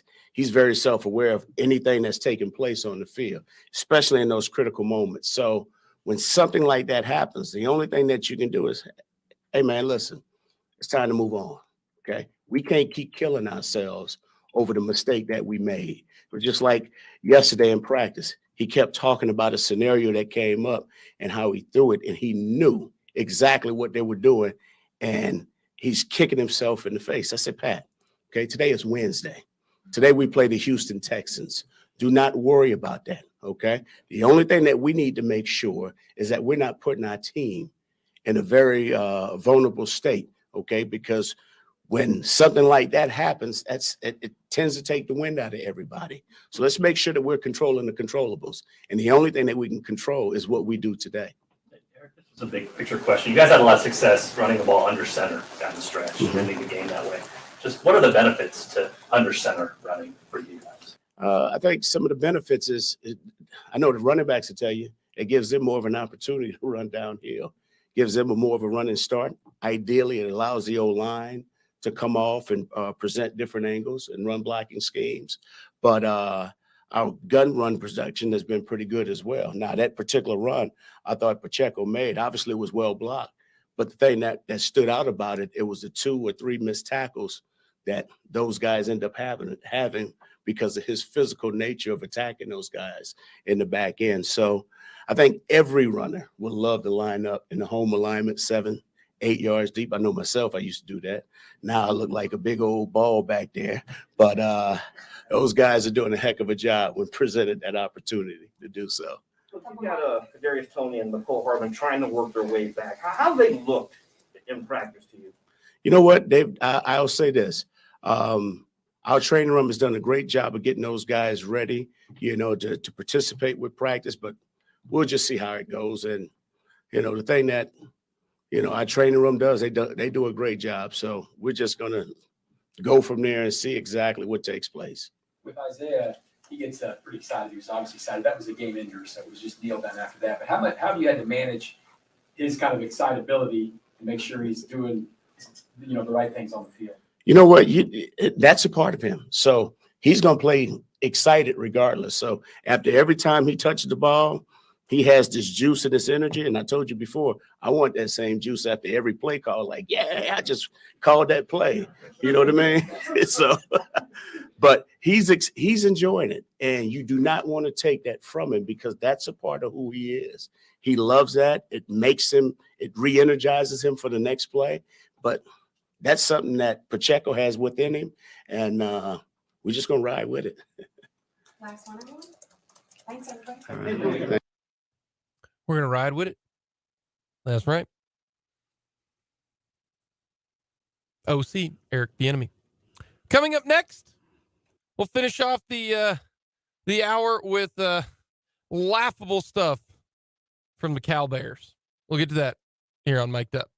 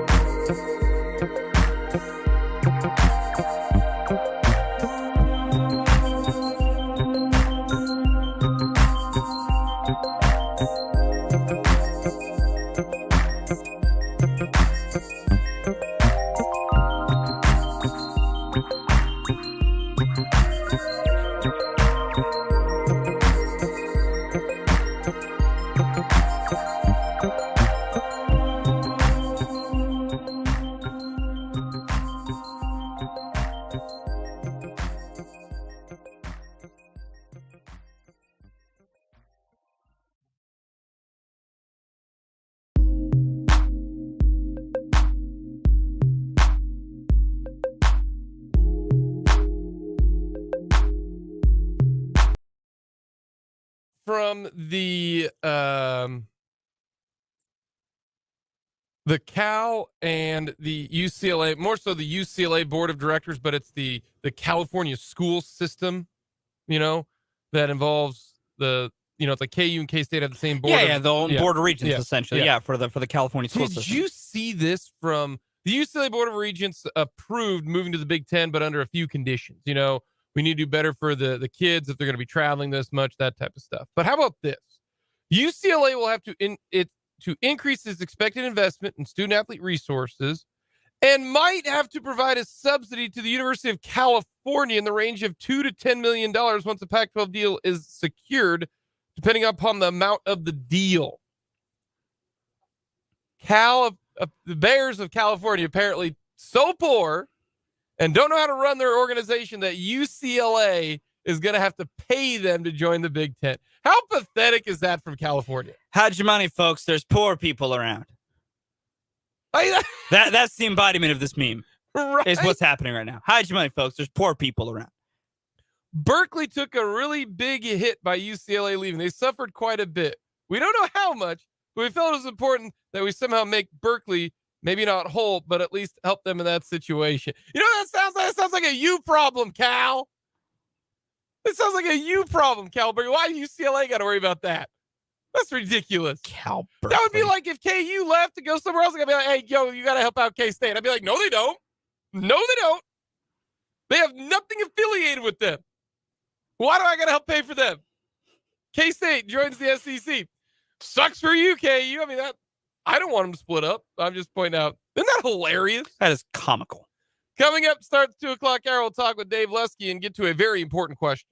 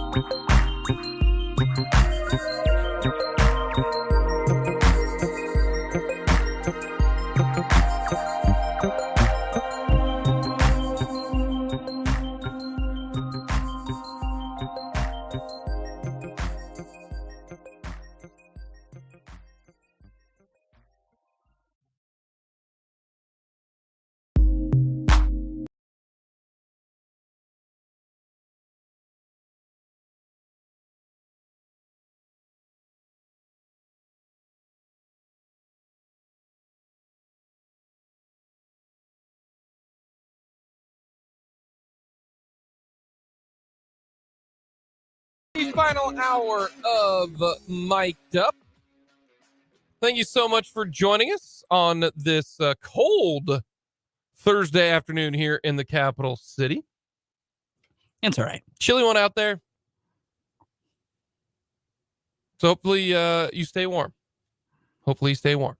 We got a lot to get to. I got a question that not just myself, but also my wife.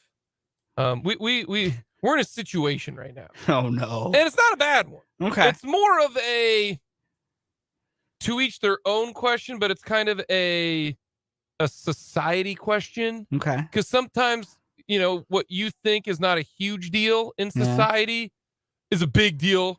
And where do you fall on that line? Mm-hmm. It's not like, oh, is murder bad? It's not like that. I'm talking about it's more nuanced in the, kind of the holiday Christmas situation. Okay. So we'll get to that because I'm interested in this from our Big O Tires text line 785-272-9429. Also, you can check us out on our website 580wibw.com. That's 580 then WIBW. You can watch the show. Very simple, very easy. Just click play. It's right on our home screen. You can't miss this. It's our two ugly mugs right there in the middle of the screen. We're putting ourselves out there on showing what we look like while we do a radio show. There you go. I apologize to everyone involved. So check us out on our website, 580wibw.com. We talked about the Royals a little bit ago, but we're going to talk a little bit more Royals with David Lesky. Always enjoy Dave coming on the show to talk all things Royals baseball. You can follow him on Twitter at DBLesky. We're going to get into the Yarborough signing and just how dynamite that is. And are they going to, I'm going to ask them this. Are the Royals going to turn into the race? I asked you that question.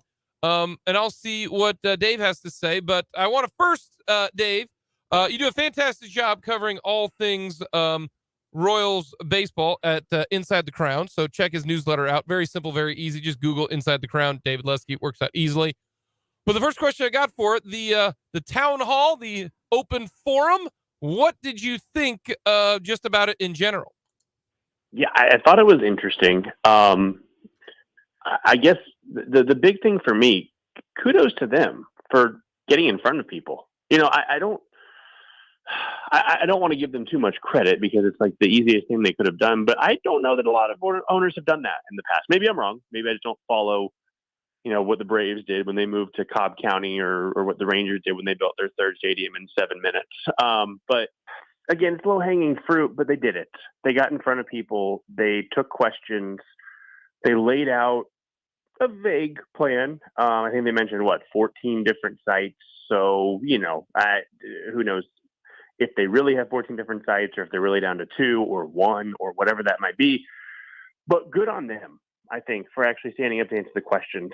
And I thought they laid it out pretty well for what they want to do, for what they're going to do. I think it's one of those things that, like you said, billionaires get what they want. This is going to happen. So it's always going to happen. You're not going to stop this train. I thought it was interesting. He mentioned, and I may have missed some numbers since then, but John Sherman talked about how they are going to fund the entertainment area, the surrounding area of the ballpark, and then also be on the hook for the bulk of the actual stadium. My question is, what does bulk mean? What is it? I think it's got to be at least 51%. I think bulk means more than half. But is it 51% or is it 80% or 60%? So there are a lot of questions left to be answered. I think the number for the stadium renovations back in 06, 07, whenever that was $375 million. Mm-hmm. He's mentioned that there won't be an increase to what people are already putting in. So if that's the case, a roughly $1 billion stadium, my guess is they're going to put in about $625 million if they hold true to that. So, we'll see. I think it's interesting. I think a lot of it's a formality in that it's, it like we said, it's going to happen. So they're going to figure out a way to get it to happen. Sounds like it's going to go to a vote maybe in August. What I'm really interested in, since we know it's happening, World Cup's coming in 2026. What are the Royals going to do when there's World Cup matches at Arrowhead? And maybe it won't be as big of a deal as it kind of seems because they won't be every single day or anything. But there's some work to be done. So we'll see how that goes.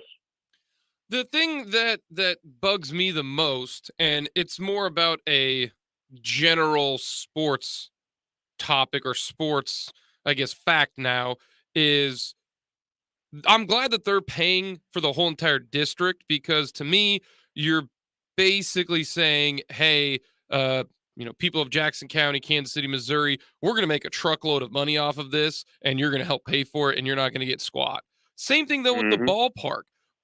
I just get so frustrated with, hey, you're going to have to pay $500 million for this ballpark, and you're not going to get anything from it, and I'm going to make so much money off this thing. That just bothers me so much. Now, absolutely. The thing that is different in this situation, and John Sherman kind of, I don't want to say boxed himself into a corner, but he said, we are not leaving. Someone asked him in the open forum, can you promise that the Royals will not move? And he said, I can do that. So if you're Kansas City, Missouri, and the, state of Missouri or Jackson County or whatever, why would you vote yes to this? If they're not going to move and he gave you that promise, if he does break that and say, hey, if I don't get this, I'm moving to Nashville, kind of like Kroenke did down in St. Louis, like, he will be public enemy number 1 for the rest of his life in Kansas City. Yeah. So I almost look at this and say, call his, say that, hey, you're not moving. You're a billionaire. Go get a whole bunch of other, billionaire investors. This is on you. Yeah, no, that's a great point. That's a really good point that I actually hadn't thought about, because you're right. What if they vote no? Well, okay, you said you're not going to move. So either you become a liar, which maybe he doesn't care about that. I don't know. From people I've talked to who know John Sherman, I think that he would not want to be categorized as a liar. So I feel like that's probably not his first choice or his second choice or his 88th choice. So you're right.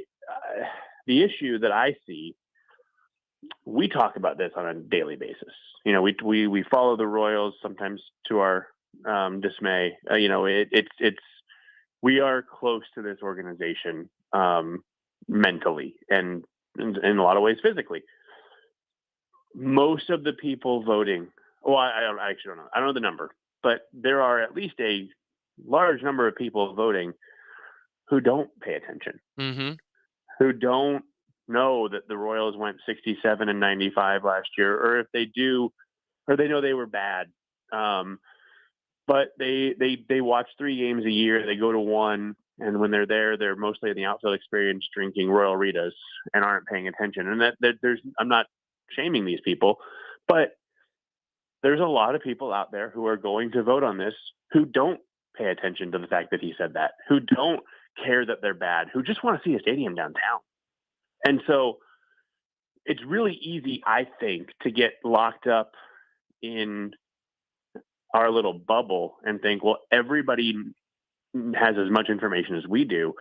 I don't think that's the case, because I just don't think that people are paying that close attention, which is unfortunate. But I mean, there are things I don't pay that close attention to that other people would say, well, how do you not know about that? And so I wonder a little bit if it even matters.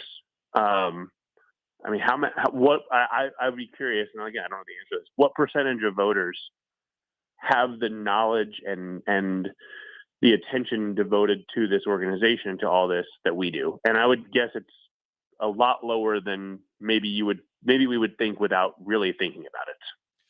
The other thing, really 2 things that upset me about this, and it can change because we don't know if the vote is, and again, I'd be upset if it's if you're a Kansas City, Missouri, Jackson County. I mean, I don't care. I mean, I live here in Topeka. I have to drive there one way or another. Heck, to be honest with you, it's 20 minutes or 15 minutes closer than the K previously is right now. So this is more so about it's the principle of it, right? But if it goes to a vote in August, they need to have the number, because I'm with you. What is bulk? No, I don't want bulk. I want specifics. We are going to pay for X amount of the stadium. All right. And secondly, if it goes to a vote, I need to know where.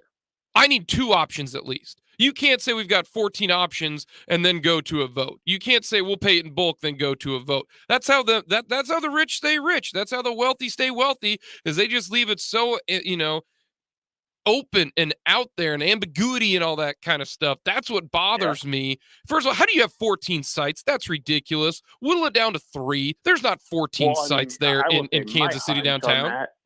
My hunch on that is that they have 1, maybe 2. So why are you jerking everybody around with this 14? See, this is how the rich and the billionaires do it.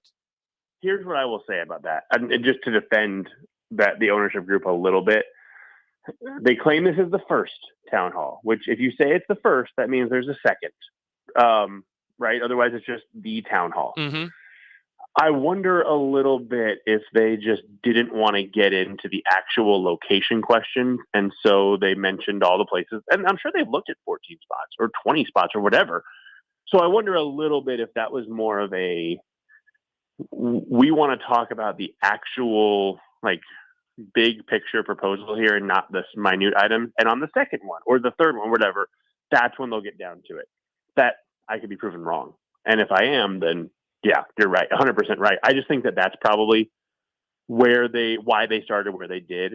Because, if you say, oh, we're going to build a stadium at 18th and Vine, every single question is going to be, well, what about this business? What about this business? What about this parking lot? What about, and then it becomes not the question and answers they were wanting to answer.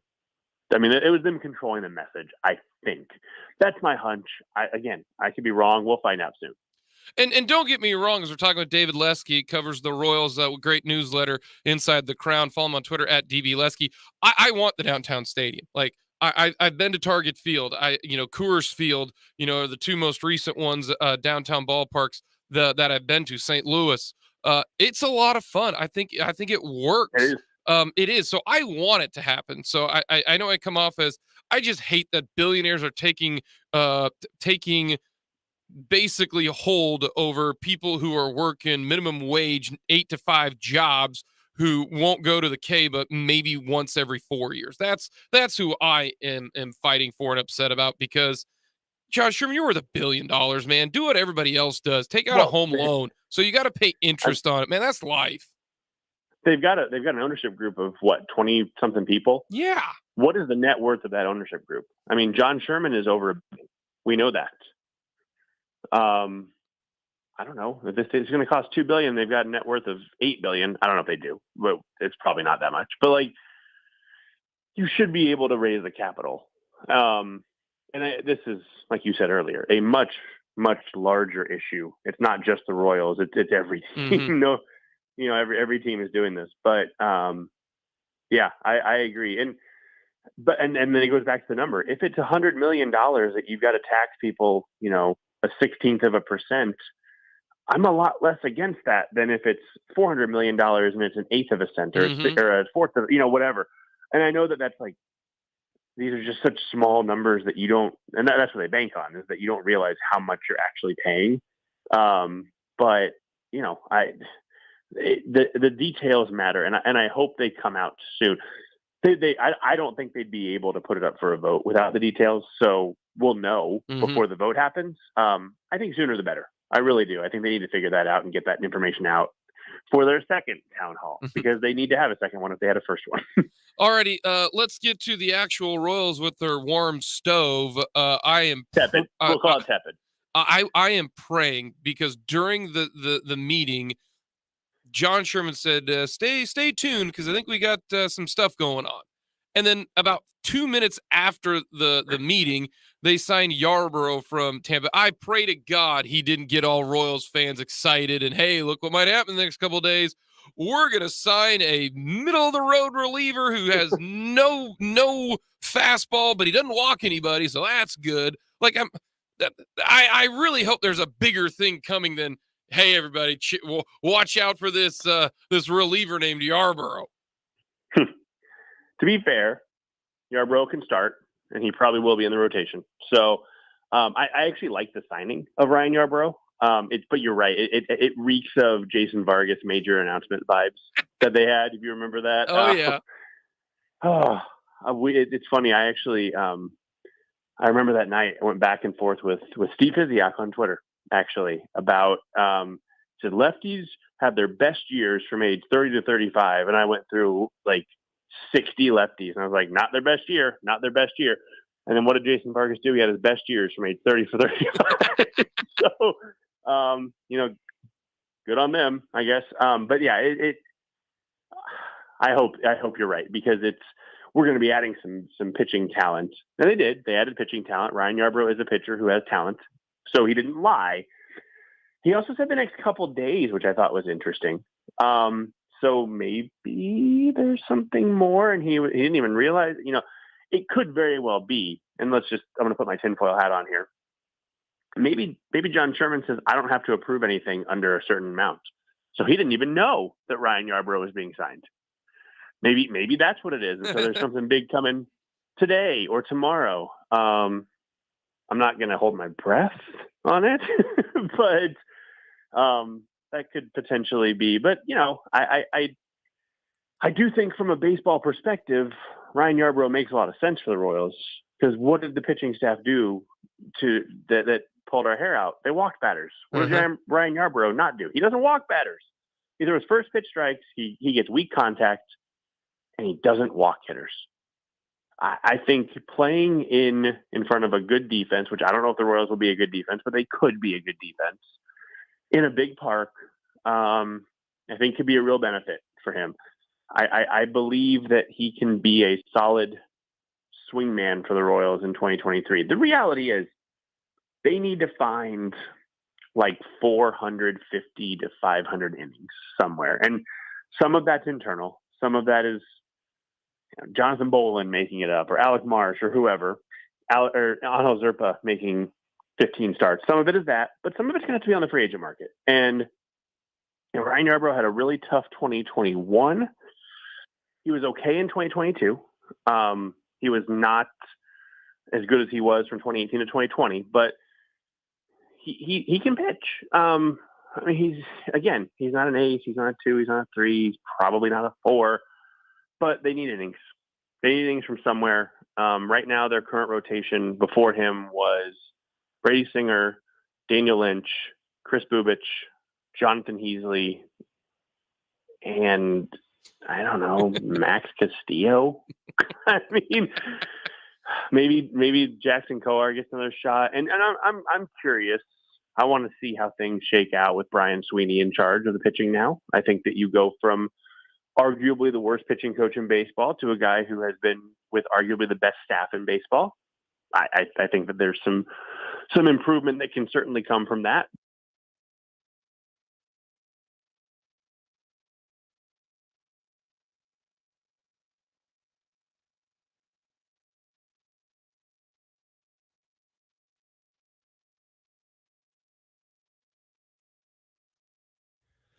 Well, having some technical difficulties with David Lesky, but I do agree. Ryan Yarbrough a little bit better, that type of thing. So, some good stuff from David Lesky.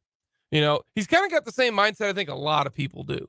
You're either gung ho about it, yeah, whatever the Royals want, they get, or you're hammer no, they're taking up housing spots, and why do I need this?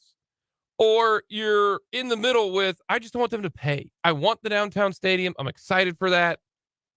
But I don't think I should pay for it or help pay for it. I think that's what a lot of people think about this situation with the Royals and the downtown stadium. I really, really do. So that is Dave Lusky. Again, phone kind of cut out. So, but we appreciate Dave talking all things Royals baseball. Ryan Yarbrough. So here we go. Greinke, they re-signed Greinke. Hopefully. So they go Greinke, Singer, Yarbrough, Ross Stripling. See, how good would that have been? So here's what I'll say on some rotation stuff here. Ryan Yarbrough will not be in the opening day rotation. No, they'll put him like fifth. He'll be long relief. He will not be in the rotation until he has to be. Yeah, because they've got those off days and everything like that. Ryan Yarbrough will not pitch in the rotation until someone loses a job in the rotation. Your first 5-man rotation, I'm going to pencil Zach Greinke in for now because I still hope he's re-signed. That might change.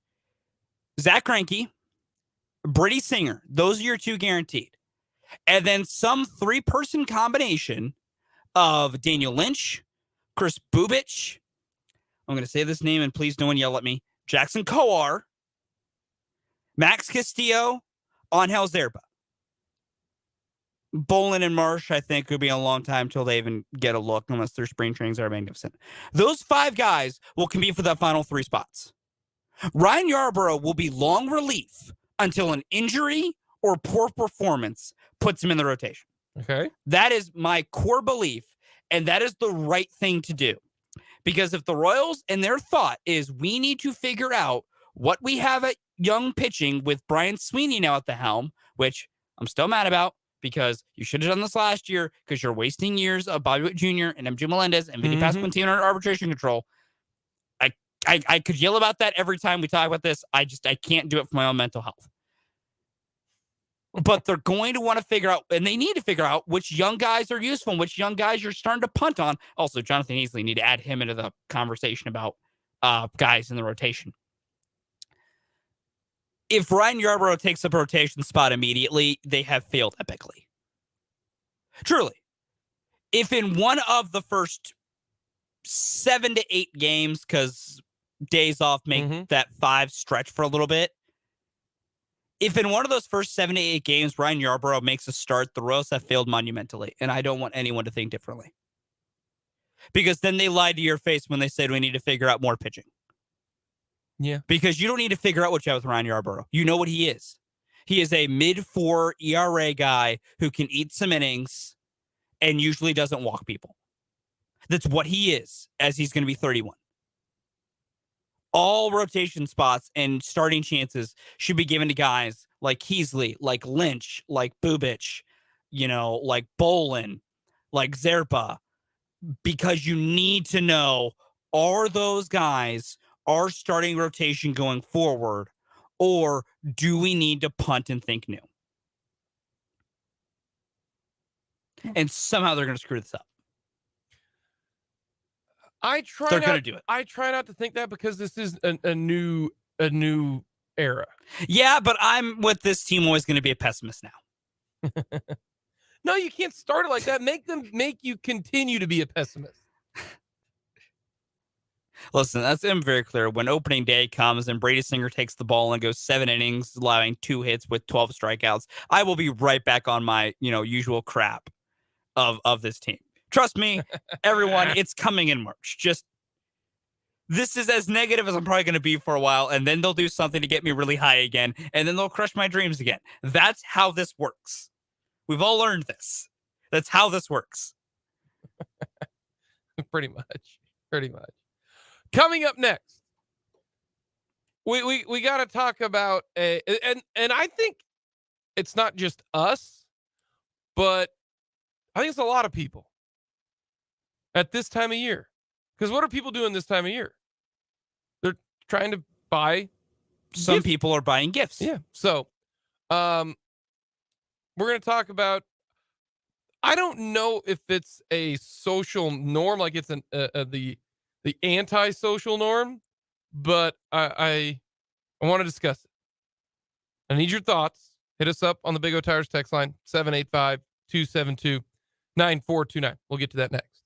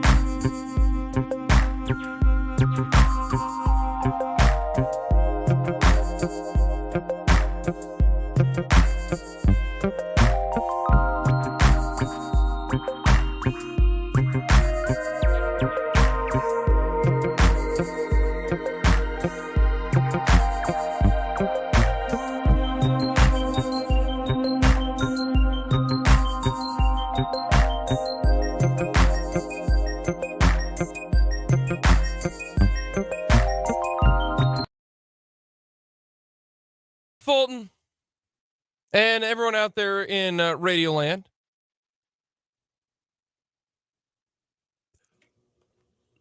I want it to be clear to everyone here. Jake has not told me what he's about to ask me. This is one of those times where I have no idea where this is about to go. So we do gifts in our household. Some people do, some people don't. And sometimes, especially with kids, things, don't get unpacked every now and then. Trust me, But, and this is not just about kids, this is just for everybody. But we found a gift to my son.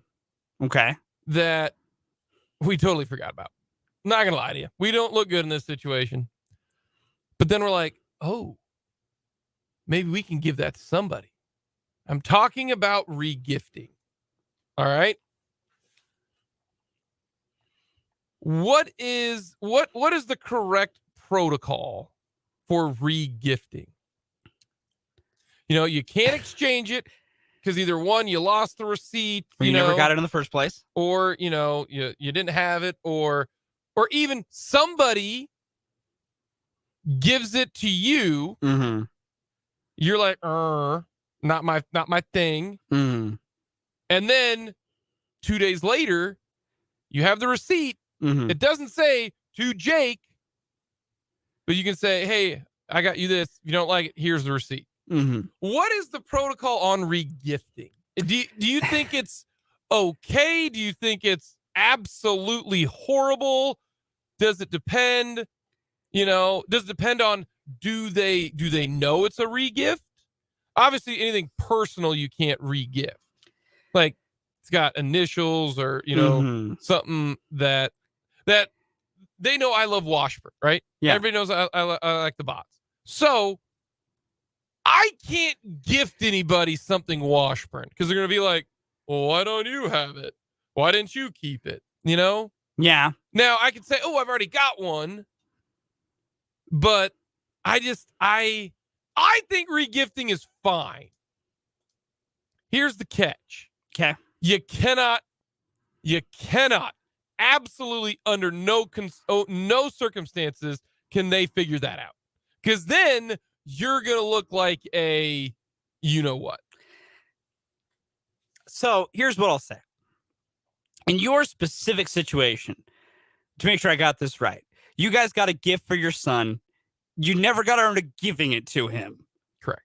And so now you're thinking, can we give this to someone else? Now, with kids, I think that's totally fine. I think with any, so there's a dangerous thing we're at here, which is about to get into my theories on gift giving. One, I think you can give that, like, if you guys want to give that to somebody else, I mean, sure. Like, give it to your son as a gift this year because he doesn't know better. Well, he might be a little older now, and that's fine. Like, and that's understandable. Give it to somebody else. Who cares? That's whatever. This is where we get into my overall theory on gift giving. Oh dear, hold on. Let me get strapped in here. Gift giving is one of the more. We make it more stressful than it needs to be, and I think we all need to change our opinions on some of the ways we do it. If you don't know what to get somebody, like you're very, you're worried if you could get them something they like. I believe in two things you should universally give to everyone when in doubt, unless you know them super well, so you know the physical thing you're getting them, they're going to love. You either get them a gift card to a place you know they love, so that therefore they can buy their own thing they know they like, or you give someone cash. And I know we have a thing in this society of, well, no, that's not personal. That's that. No, we do have that in this society. Yeah. I'm with you. Here's my thing. I would much rather, and trust me, this is my own family policy. My father's not giving me a gift in years. He just gives me cash. He gives me money and says, go buy yourself whatever you want. Hey, I have never been happy to receive something than him just going like, because then I know the thing I'm in turn going to get as a gift eventually, because I'm going to buy it myself with money I was given, I'm going to enjoy. I can guarantee you 100% the value of that gift is going to be proper. There's no proper way to react when someone gives you something you don't want or don't like. You got to be good at acting. Yes. Whereas we can eliminate so much of that if we accept it's totally okay to get someone something in the vein of you can then turn around and like gift cards are a beautiful thing that not enough people use. No, I disagree with that. I disagree with the gift cards. And here's the reason why. In a bubble, you're right. But I don't know the exact figure, but I know it's a ton. The amount of gift cards that go unused because it's not cash is like over, and it's over like and that's 500 million. And that's where the greatest thing you can do is just give someone money. And I know we hate that in this society because I was like, well, that's not personal enough. You're just handing the money. To me, there is nothing better than you just telling me, hey, I don't want to just assume what I'm going to get you. All right, but here's the problem there, though, is how much do you give them? That's always that's this tough. Is why this is why our friendship is worth $50. This is why I believe you, gift giving. We gotta fix it because we should not have this much of a part of a time of the year that we're trying to celebrate in a very specific way. We should not have such a stressful moment trying to monetarily define things. Like I have several I feel like I am blessed with some of the friends I have in this world. Do you give them cash? I have never received a gift nor gotten a gift for anyone in my friends group. And we have been fine with that for forever. Really? Okay. I am not kidding you. I have several friends I made in college. They're some of my best friends. We hang out a bunch.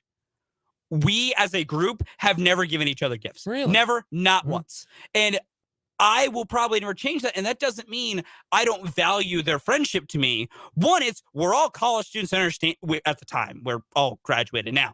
But we understood we ain't got the money to be pulling around on each other. We got to save that for ourselves.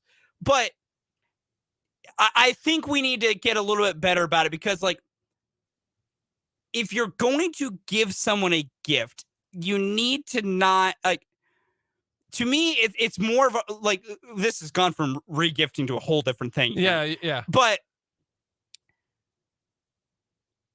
to me, there's nothing worse than giving someone something that they don't want because you think, because also. So why not just give them the receipt and say, go exchange it? Because also at that point, if you give me something I don't like, my actual thought is all of a sudden going to be like, whoa, okay, it's nice you tried.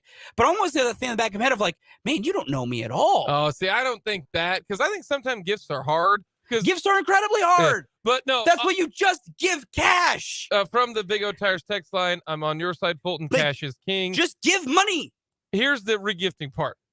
It's not regifting unless it was received as a gift, so that's you're true. fine. In your specific situation, you're not regifting. No, we are, because we did get it. We opened up the gift, but when we packed it away, it got lost in translation. Have okay? you ever have you or like it was a thing you guys bought to become a gift? No, we got it from somebody. Okay. Yeah, that's why I'm talking about regifting. Okay, that's a little different, but if it was never received as a gift, yeah, we got it as a gift. Well, it was under the tree. That's fine. If it was not opened by your son as a gift, no, it was not. Then we're fair game here for you guys to give it to someone else as a gift. We're fair game. How about this, real quick? I know we've gone way too long on this. What about if someone gave you a gift? You opened it, and then you gave it to somebody else. So you got the gift, right? Yeah. But you wait like a year, then give it away. Totally fine with me. See, I think that's the thing. 1,000% okay. It is better for a thing to be used because then its value has now been used. It is worse for something to sit on a shelf and never be used because then its value has been wasted. Yeah. Regifting's okay. How about this? Regifting gift cards is something that is done a lot in my house. I think that is totally okay. Yeah. I think regifting gift cards is Yes. 1000% okay. I am with the texter there from the 785. I like that. And I have an overall point. Once you reach a certain age, the surprise of gifts, I don't think it's as important anymore, which is where I go to. Just tell somebody you want to buy them something and let them pick it out. Yeah. Like, because then it goes back to my core principle. Then the person receiving it knows they're going to like it. But I don't mind. And enjoy it. I don't mind the give a gift, but just have the gift or the receipt in there. Yeah, gift receipts are also very smart. Gift giving is needlessly stressful. Just give cash. Just give money. Okay, this is a good point from the Big O Tires text line. Taking someone to do something is more valuable than a physical gift. Bang! Also a good call. That's a good call. That's also a good call. That's a good call. I am okay with any regifting from year to year, like what's happening right now. Totally fine. But during the same, holiday era, cycle, you just can't get found out. Yeah, that's fair. You can't get found No, that's out fair. because what happens is the only reason you do the re-gift is you're not a huge fan of the gift. Yeah. And you're like, oh, it's not going to cost me anything. Yeah. I don't have to spend any money. Mm-hmm. I'm just going to give you this gift. If you do that, you just can't get found out. Otherwise, I think you're fully okay. We make gift giving too stressful. Just give cash. There was a NFL player. Sometimes video goes around with the stuff that all the players get, and I can't remember the team, but they had like a secret gift exchange with a minimum of $1,000 being spent because they're NFL players. One of the players just got $1,000 in cash, and there were some comments kind of complaining about that. Nah, man, if I'm your teammate, you just give me $1,000 cash with a note of like, go get what you want. I love you. I love you because I'm either going to get what I want or I'm $1,000 richer. Yeah. We'll get a quick timeout. Coming up next are the Chiefs. The Chiefs are bad on defense. We've established that. Is it because of youth or bad players? We'll get to that next.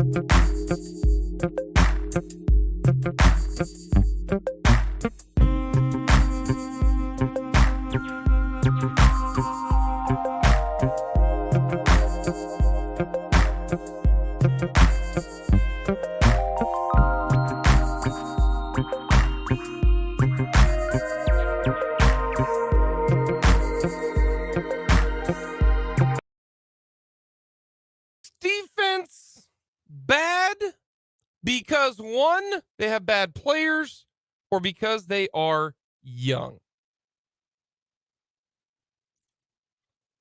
They have 6 rookies on defense. Karlaftis, McDuffie, Watson, and Williams. And they play a bunch. Cook is playing a little bit more too. That's 5 rookies. 5 rookies. There are very few big monster impact rookies, right? And the guy I'm going to bring up is Chris Jones. Chris Jones is elite. He is awesome. Really, really good. He's a good NFL player. Would you agree with that?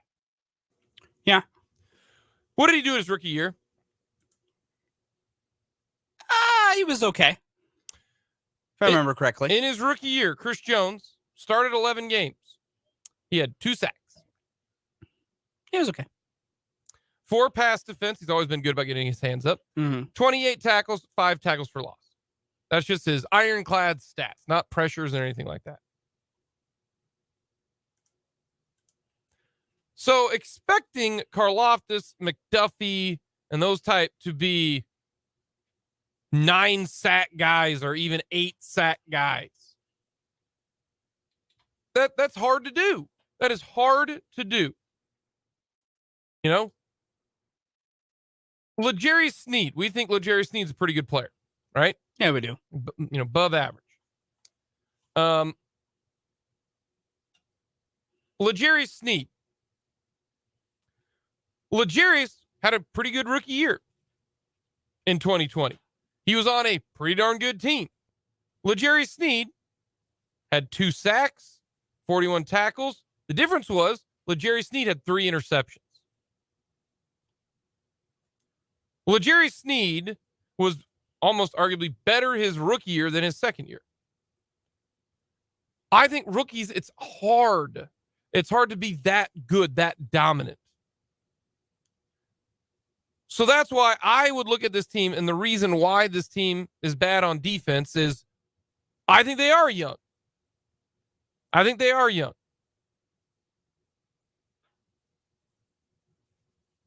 But if you were to say to me, Jake, the reason that the defense is bad is because their veterans outside of 3 dudes stink. There are 3 above average players on defense who are veterans. Chris Jones, L'Jarius Sneed, and Nick Bolton.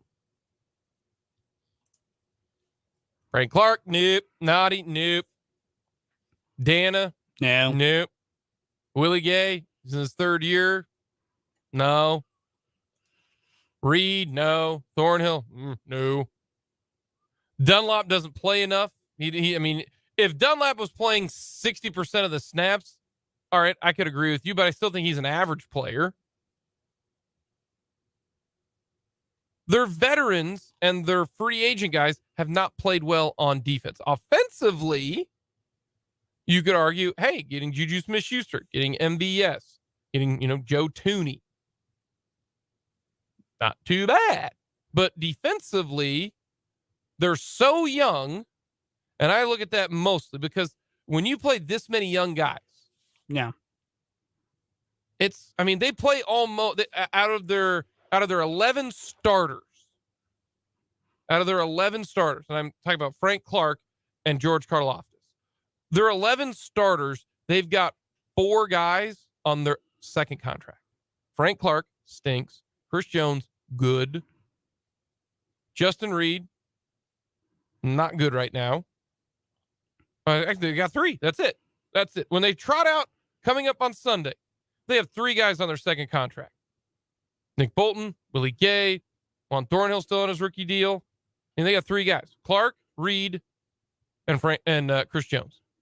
And one of them is good. Juan Thornhill's at the back end, not great. I take the back. Derek Nottie. Yeah. But he stinks. Brandon Williams. He's a run stuffer. I don't expect Brandon Williams to turn into, prime Vince Wilfork or Haloti Ngata. Like that's not what he is. Otherwise he'd have been signed long ago. So think about the growth. Next year, all those guys will have a year under their belt.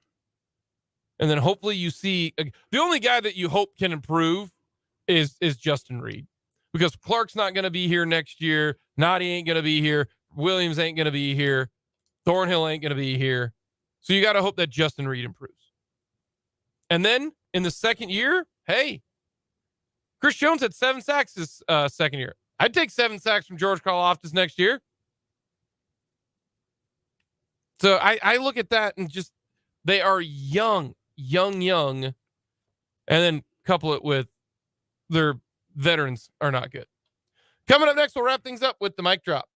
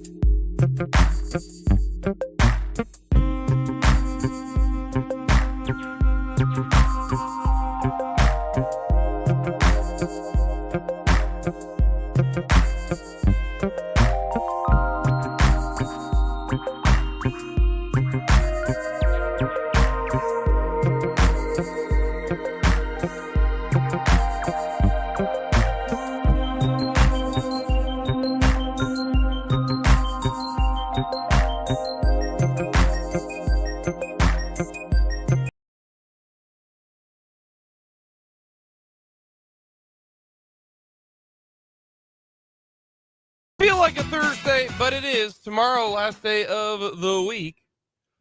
Alrighty, Fulton, what do you got for your mic drop?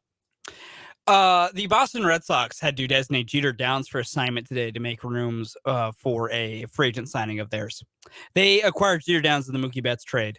2 of those players that's part of that trade that the Red Sox received basically don't play for them anymore. And then they have Alex Verdugo. Oh boy, did they screw up in that trade. Well, meanwhile, Mookie Betts is, awesome, an MVP level player for Los Angeles.